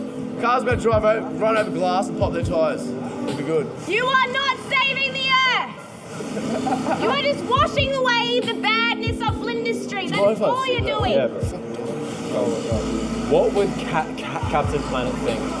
Really? Captain Planet is killing us right now. They'd be ashamed. They'd be ashamed for like this. Because climate change is changing. Do you know why? We have had hot weathers in the past few days and it's the beginning of spring. China, or whatever it is, Ethiopia, I don't even know. Bro, shit's breaking down here, man. We should document this shit. Oh, yeah, guys. We got fucked. Do we really? Yeah. Alright. We're going to have to end this in about 3 minutes, guys. We're going to interlude the reckoning. Do you have any final thoughts to spread to the collective unconscious in Melbourne?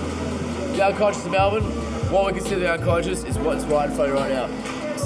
Some young kids going, an old elderly guy, call him gay cunt, call him fucking, and that's what being at this time of night, not Melbourne itself, but Flinders Street Station. This is what goes on. Has cooked itself because it's Flinders Street 2K17. It is disgusting. Yeah. Everyone is munted off their face. Everyone thinks that they're a gangster. What is a gangster now? Go to fucking Brooklyn. You'll get fucking shot in Brooklyn if you go for the Bloods or anything or the Crips or anything. Everyone in Melbourne, they are friends with Bloods and Crips. What is the Bloods and Crips in Melbourne? Nothing. You go to Brooklyn. A 5-year-old girl. I am a 5-year-old fucking girl. People playing themselves a bit much. Exactly. They're bringing themselves in to a fucking point where they're just gonna get fucking shot or fucking bashed for no fucking reason. For what do they believe? Nothing. The Illuminati. Illuminati? Who the fuck knows? Who's at the top of the pyramid? Eminem. Eminem, ladies and gentlemen, is at the top of the pyramid. Eminem is a fucked cunt.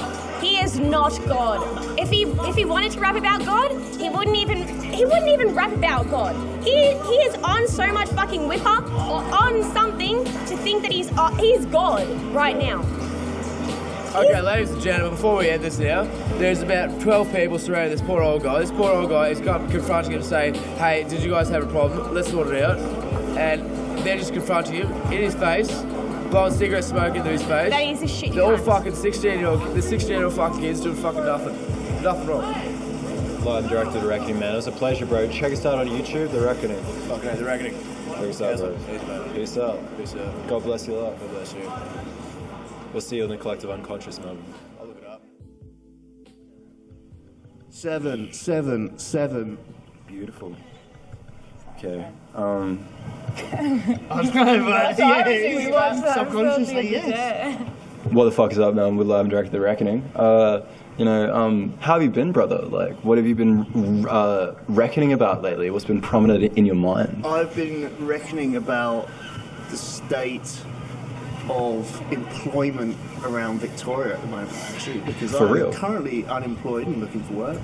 And I find the whole idea of job automation is obviously a big topic at the moment. Automation?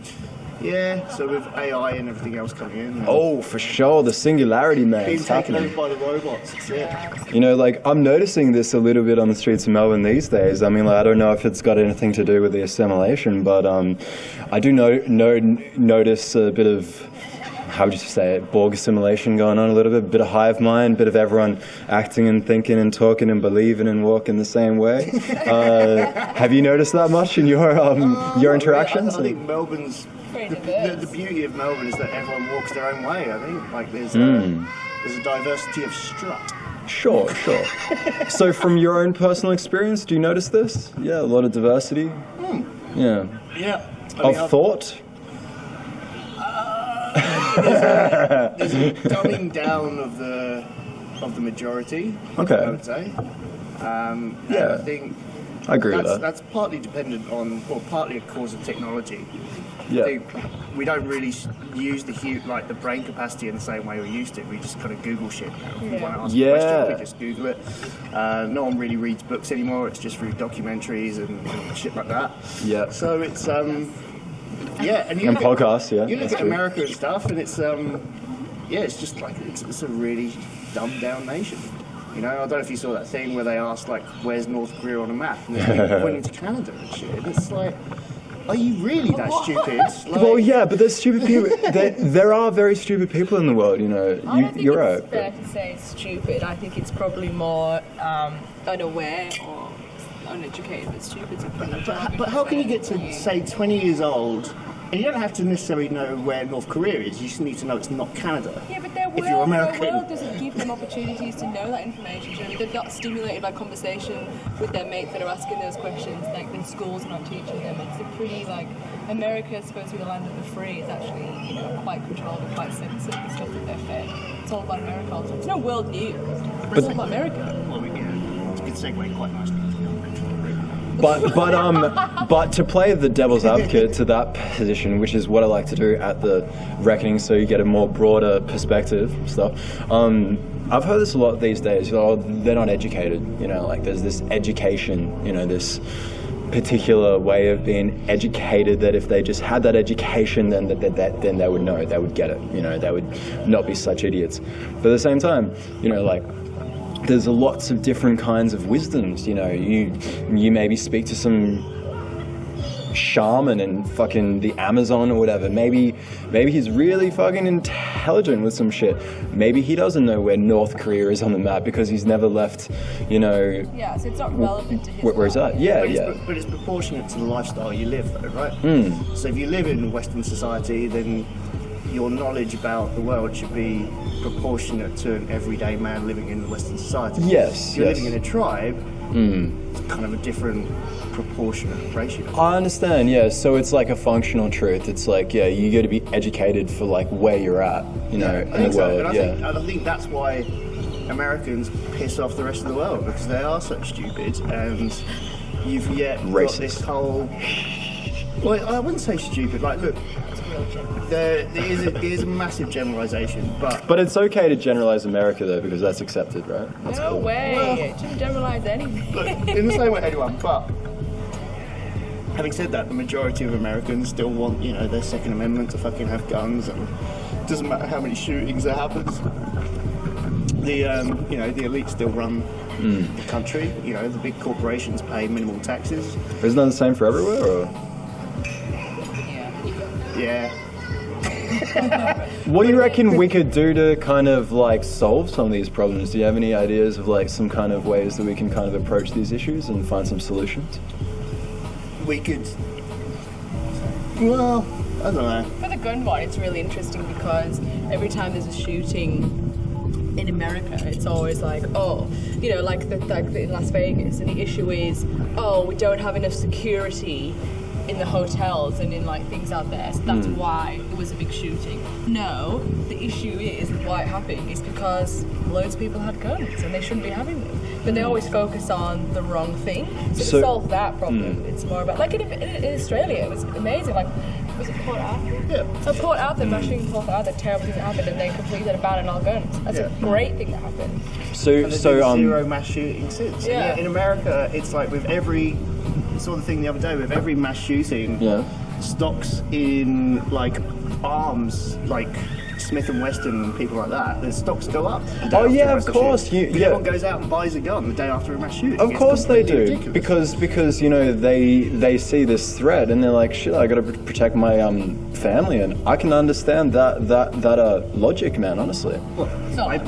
You don't think that's logic? Guns with more guns? That doesn't make sense. You don't think it's logical if you have a lot of violence in your neighborhood that you'd want some kind of way to protect your family from that violence? You can't see that logic? It'd be more logical to take the guns away from everybody and give more guns to the side. No, but like there are guns there, though. I mean, so like as an individual, could you understand why someone would want to do that? I wouldn't even want to be in a position where I had to harm somebody else with a gun. Like, it just would be terrible. Do you want to hold mine? Oh, sorry, it's just it's a bit far away. I'm just saying, like, I wouldn't even want to own a gun to be able to harm somebody else like that. I just... Well, the whole idea of more guns will solve it, it's clearly been proven that that's...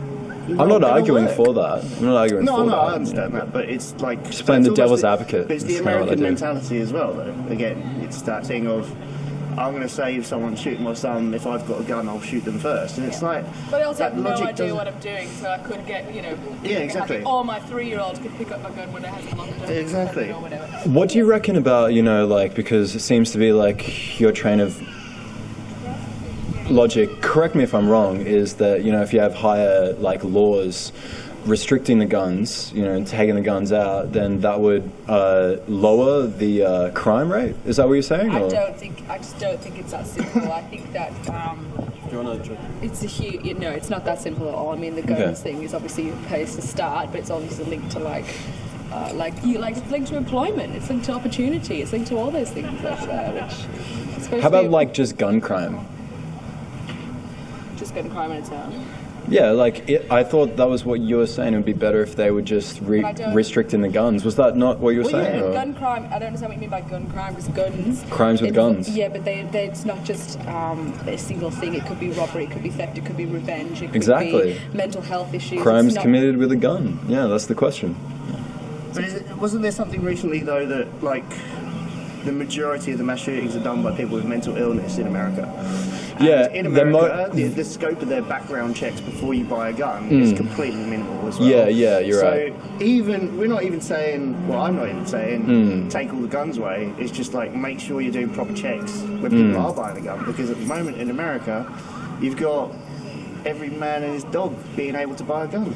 Well, that's another element of the problem, though. There's more guns in America than there is people. Sure. Well, like, that's another element of the problem that you raised, though. The fact that they'll have some psychological issues, generally speaking. The vast majority of these mass shooters are on these drugs, these serotonin reuptake inhibitors, yes, that's it. And a lot of drugs like that, which say on the label, may cause psychotic episodes, so it's well known that this is linked to that, and it seems to be like it's not on the decline much, with the prescribing these particular drugs. I mean, my mum's on them, honestly, and I try to get her off of them, but it's there's nothing wrong with the drugs. You don't think so?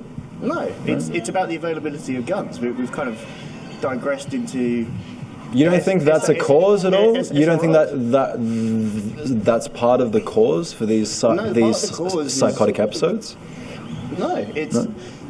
Were you aware that on the label it does say that can cause psychotic episodes and cause you to harm yourself or others? I am aware.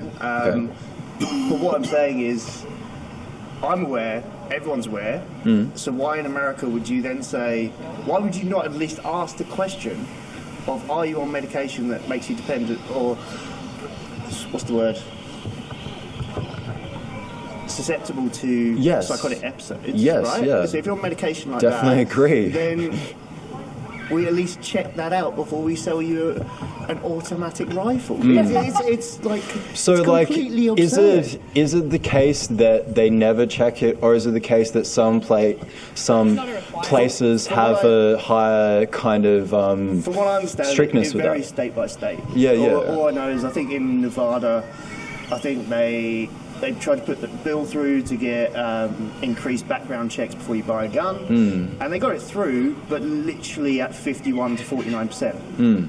And it's like, pretty close. Come on, America! Like, really? Like, why not have more background checks? It's I don't know. It's Yeah, crazy to me. It's very simple. It makes a lot of sense to me. But like, just to play the devil's advocate to that position as well. I mean, not to that particular position, but to the position that maybe higher strict laws in America for gun control somehow decreases the amount of gun crime.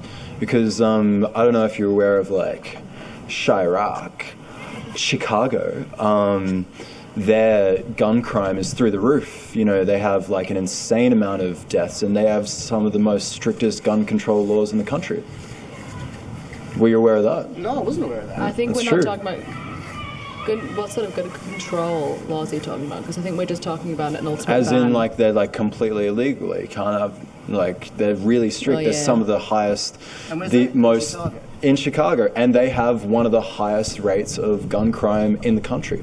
Yeah, because what? All you have to do is step outside Chicago and get a gun. Exactly, exactly, right? So it doesn't matter how good the gun controls are. And it needs to be like a entire country thing. You mean? Of course it does. Do you It think needs to that be- would have a more positive effect rather than Almost just needs to be like state to state, because they can just go from one state to another state? It almost needs to be an entire North America, or almost. And I think, you know, as we're talking about reckoning and stuff, I reckon we're going in the world of a global community anyway, and a global economy and Yeah, I all reckon. that kind of stuff. So we almost need global laws to kind of say, no, as a civilian, you don't need to have a gun. Why would you need a gun? Well, you know, like, there's positives and negatives to the whole globalization argument, isn't there, right? You know, can you see the negative of that as well? Of course I can. Yeah. It's hugely negative. But, Outsources a lot of the income of the country to other countries as well, you know? just the independence, the whole, you know, democratic side of it as well. Like Balance of power, isn't that the whole idea of Balance of America, power, right? You there's know, always so there's gonna checks be- and balances, you know? Yeah, there's going to be risks of like one person getting to the top and it being a megalomaniac, not too Right. different to North Korea. And that's It's on a human global nature, scale. though. Wouldn't you agree that power corrupts, like, equally, you know, like... It does, yeah. Yeah. But unfortunately, I think that's the way the world's going. We talk about, you know, I was having this chat with Becca the other day about nationalities, and if someone said, "Where are you from?"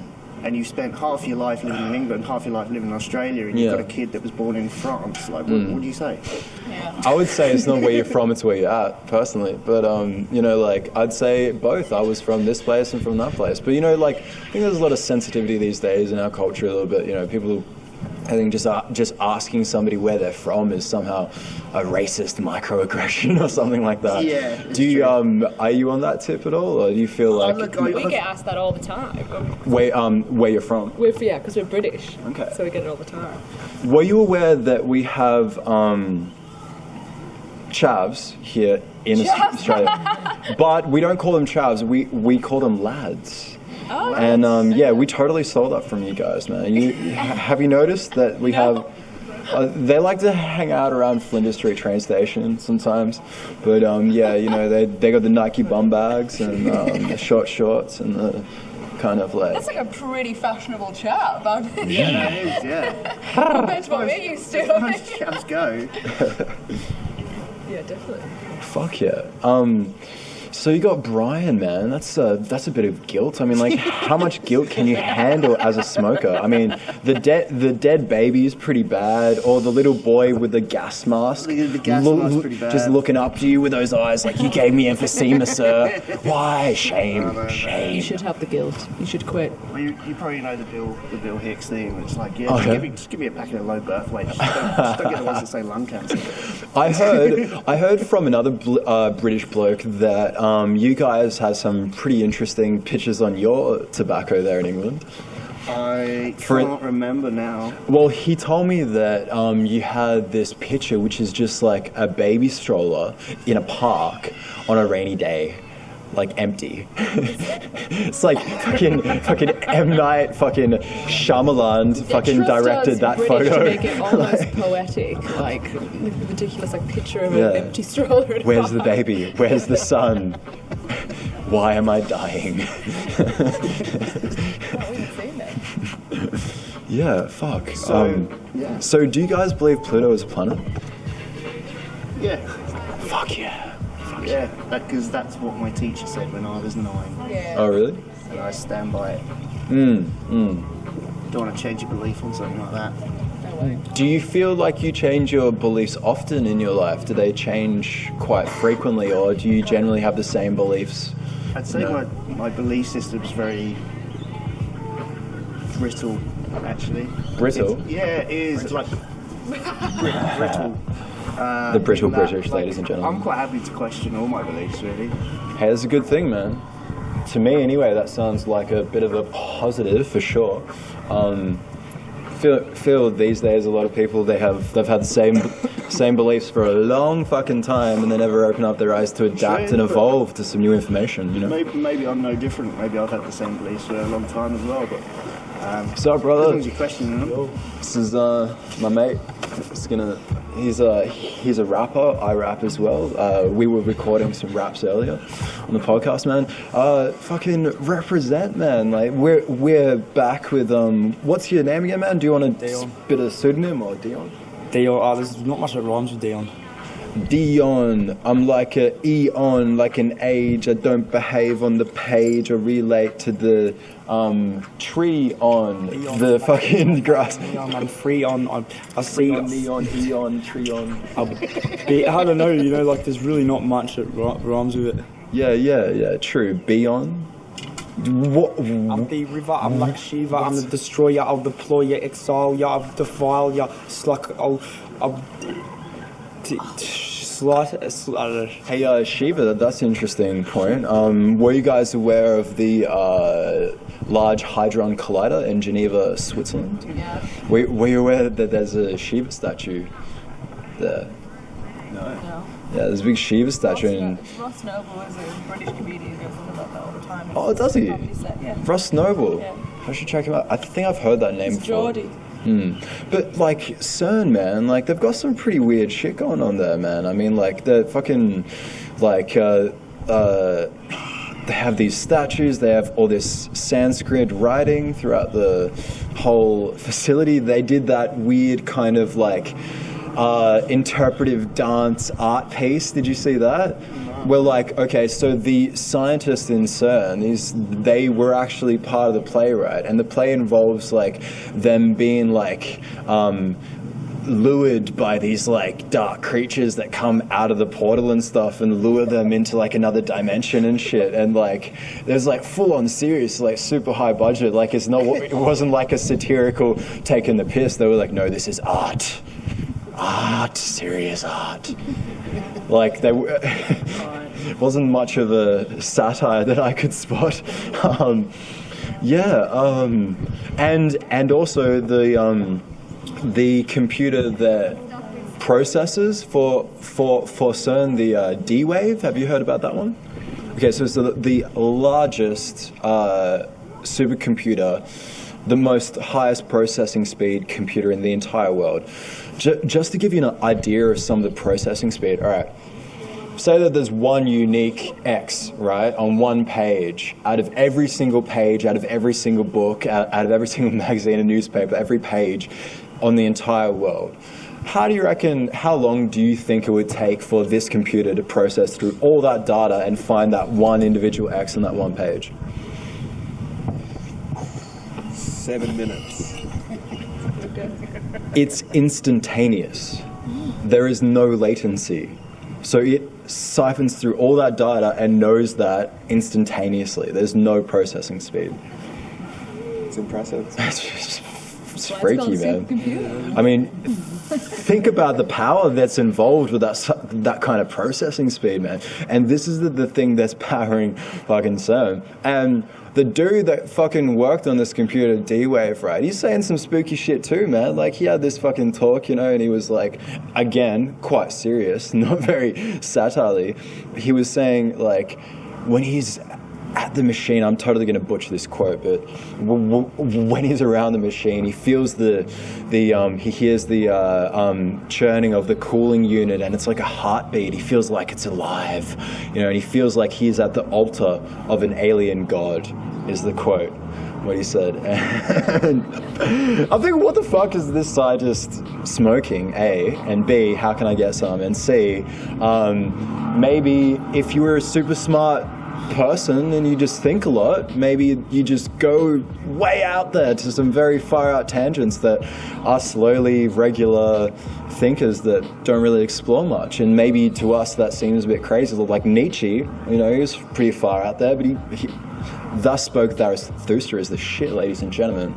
If you want a good book to read. Yeah, what do you guys reckon? What do you think is the next stage of this human-machine evolution? Do you reckon we can emerge with the machines, or maybe they'll just be like our overlords? We're going to merge with them. It's already started. They're going to put like micro, what do they call them? Those micro chip things in your hand that have like your credit card details, biometric. There was a fucking company in America that's done that recently. Something like free space marketing. I don't know if that's the right term. It's like free Squarespace or something along those lines. You'll find the article. It's very easy. Just Google those words. They have started microchipping their employees, and it's like the ID chip that you just said. It's got all their details. They can like swipe and go into the company and GPS location. Who knows? It's got the GPS location. It's got all sorts of stuff. It's got a lot of information about you. Like that's what they're going to use. Like before the World War, I reckon they're going to try and microchip everybody so they can track them down and put them in FEMA camps. So because they're going to say if you don't have the microchip, then it's got your credit card on it, so you can't pay for food without it. Yeah, they're already talking about it. They're called RFID chips. Well, like I have been noticing that the countries in the world seem to be taking sides a little bit these days. If you look at the global news, it seems like everyone's kind of dividing, and I don't know, man. From what I see, it seems that, you know, Australia, we seem to be siding with America. Is that still our kind of like allegiances? Do you guys pay much attention to this shit, or? I think it has to be. I think we have to I think we have to alliance ourselves with the Western world to some extent. Australia. Well, it's practical, isn't it, man? We gotta. It's like, what's the phrase? You know, like the lesser of two evils or something. Yeah, exactly. We're a relatively neutral country as it is, anyway. Neutral, yeah. Yeah, in terms of location, in terms of allegiances, and all that kind of stuff. Yeah, so, we're pretty out there, eh? I'd say we're almost the Switzerland of the Oceanic Pacific. But we do have the largest harp array in the world. Were you aware about that? In WA. You can Google map this thing. It's like, you can see it from space. It's pretty huge. Were you aware of what harp is? No, wasn't it? Yeah, it's I can't remember what it is, but Matt was telling us about it when we went to his presentation. Our friend's an astrophysicist, so he was telling us, yeah. What was he saying I went to one about of his it? lectures and I can't remember what it is, but he was talking about that. He's from Perth as well, so he was talking about it. What was his thoughts on harp? What was he expressing about it? Nothing very deep. It was a presentation for lay people, so. Lay people? Yeah. How did he describe it? Do you remember? It's fair. No, I don't. Just essentially that. Yeah, it was a really big. It's a really big thing in WA. A big thing that is bouncing radio frequencies up into the ionosphere to manipulate the weather. Yeah, funded by one guy. Isn't it funded by like a billionaire? This one, it's a private project. Really? It's my question. It's a question. I don't know, actually. I don't know. It's surprising. You seem to know a lot. You think I just know everything, right? No. No, you don't think that? You seem to have just given us a lot of information. This is all just reckonings, ladies and gentlemen. I'm not saying any absolutes here. This is just what I reckon, and yeah, express why I reckon what I reckon. But yeah, I reckon this because I've looked on their website and kind of like listened to their scientists, what they talk about, what they're doing, and yeah, that seems to be what they're doing. Yeah. But yeah, I'm speaking on like the wealthiest fucking billionaire fucking venture capitalist. Who do you think? All right, say like the most wealthiest man in the entire world. How much do you reckon he's worth? I don't even know what kind of measures we can use because it's money. Well, again, it's like global currency, mate. Global currency. Dollars. We need to be talking in Bitcoin or something. Dollars, mate. Still not worth Australia, we got dollars. Yeah. find some sun. Yeah, no, that's a good idea. Let's find reckon some sun, man. We might have come to an end of our conversation. Yeah, we're getting into the reckoning. It's a pleasure, guys. If you see me around doing more interviews, feel free to drop some gems, man. It's a pleasure. Do you guys have some final thoughts that you'd like to drop to the collective unconscious of Melbourne? Just vote yes. Vote yes. Good, give love, peace. Love yourselves. Love each other. All that shit. Love the fluffy mic of love, ladies and gentlemen. That's how we represent the reckoning. We'll see you in the flippy. Nice. Yeah, no, he did a good job though. He did a good job. Well, ladies and gentlemen. Ray's back! Ray! Is Ray back? Holy shit. Ladies and gentlemen, Ray has come back to the podcast. We're live and direct. We're coming to you, multiple fractures in, 3 painkillers deep, fucking in the streets of Melbourne. Ray has joined the party. Ray has come back. Ray! Would you like to be part of my... This guy tries to take me into the package with no ID. I'm like, I got no ID. He's like, alright, I got mine. I'm like, that's not gonna get me in. He goes into the package and legs. I'm like, fuck you, dog. Motherfucker. Would you like to be part of the podcast I'm creating? Fucking Man's called it Reckoning. I saw you. Fucking the hoodoo trance had taken you, and the shirt was off, and shit was getting real. I took my top off, and he thought he could get what he had, what he's saying, but he can't get shit. He can't get that shit, right? Oh, right? Fucking I'm a dyke for a reason, bro. Thermoses are flying. Get your tits out for drinks. Dykes are yelling. Dyke tits are coming out in the streets of Melbourne. Yeah, that's it, bro. Straight to Melbourne. We fucking represent for the dyke tick. Now, some people would say that's a sexist slur. What do you say to that? Fuck, that's not a sexist slur. I'm fucking gay. Dyke doesn't mean jack shit, bitch. Right. I love it. Yeah, so fucking get off the eggshell, Melbourne, and realise dyke tits are running around the streets in your face, jiggling around, and you can't do shit about it. Yeah. Get that into your Melbourne. Get that into your Melbourne. This motherfucker has the hoodoo trance taking him, man. I love it. Let's go check out this music. Fuck yeah, let's go check out this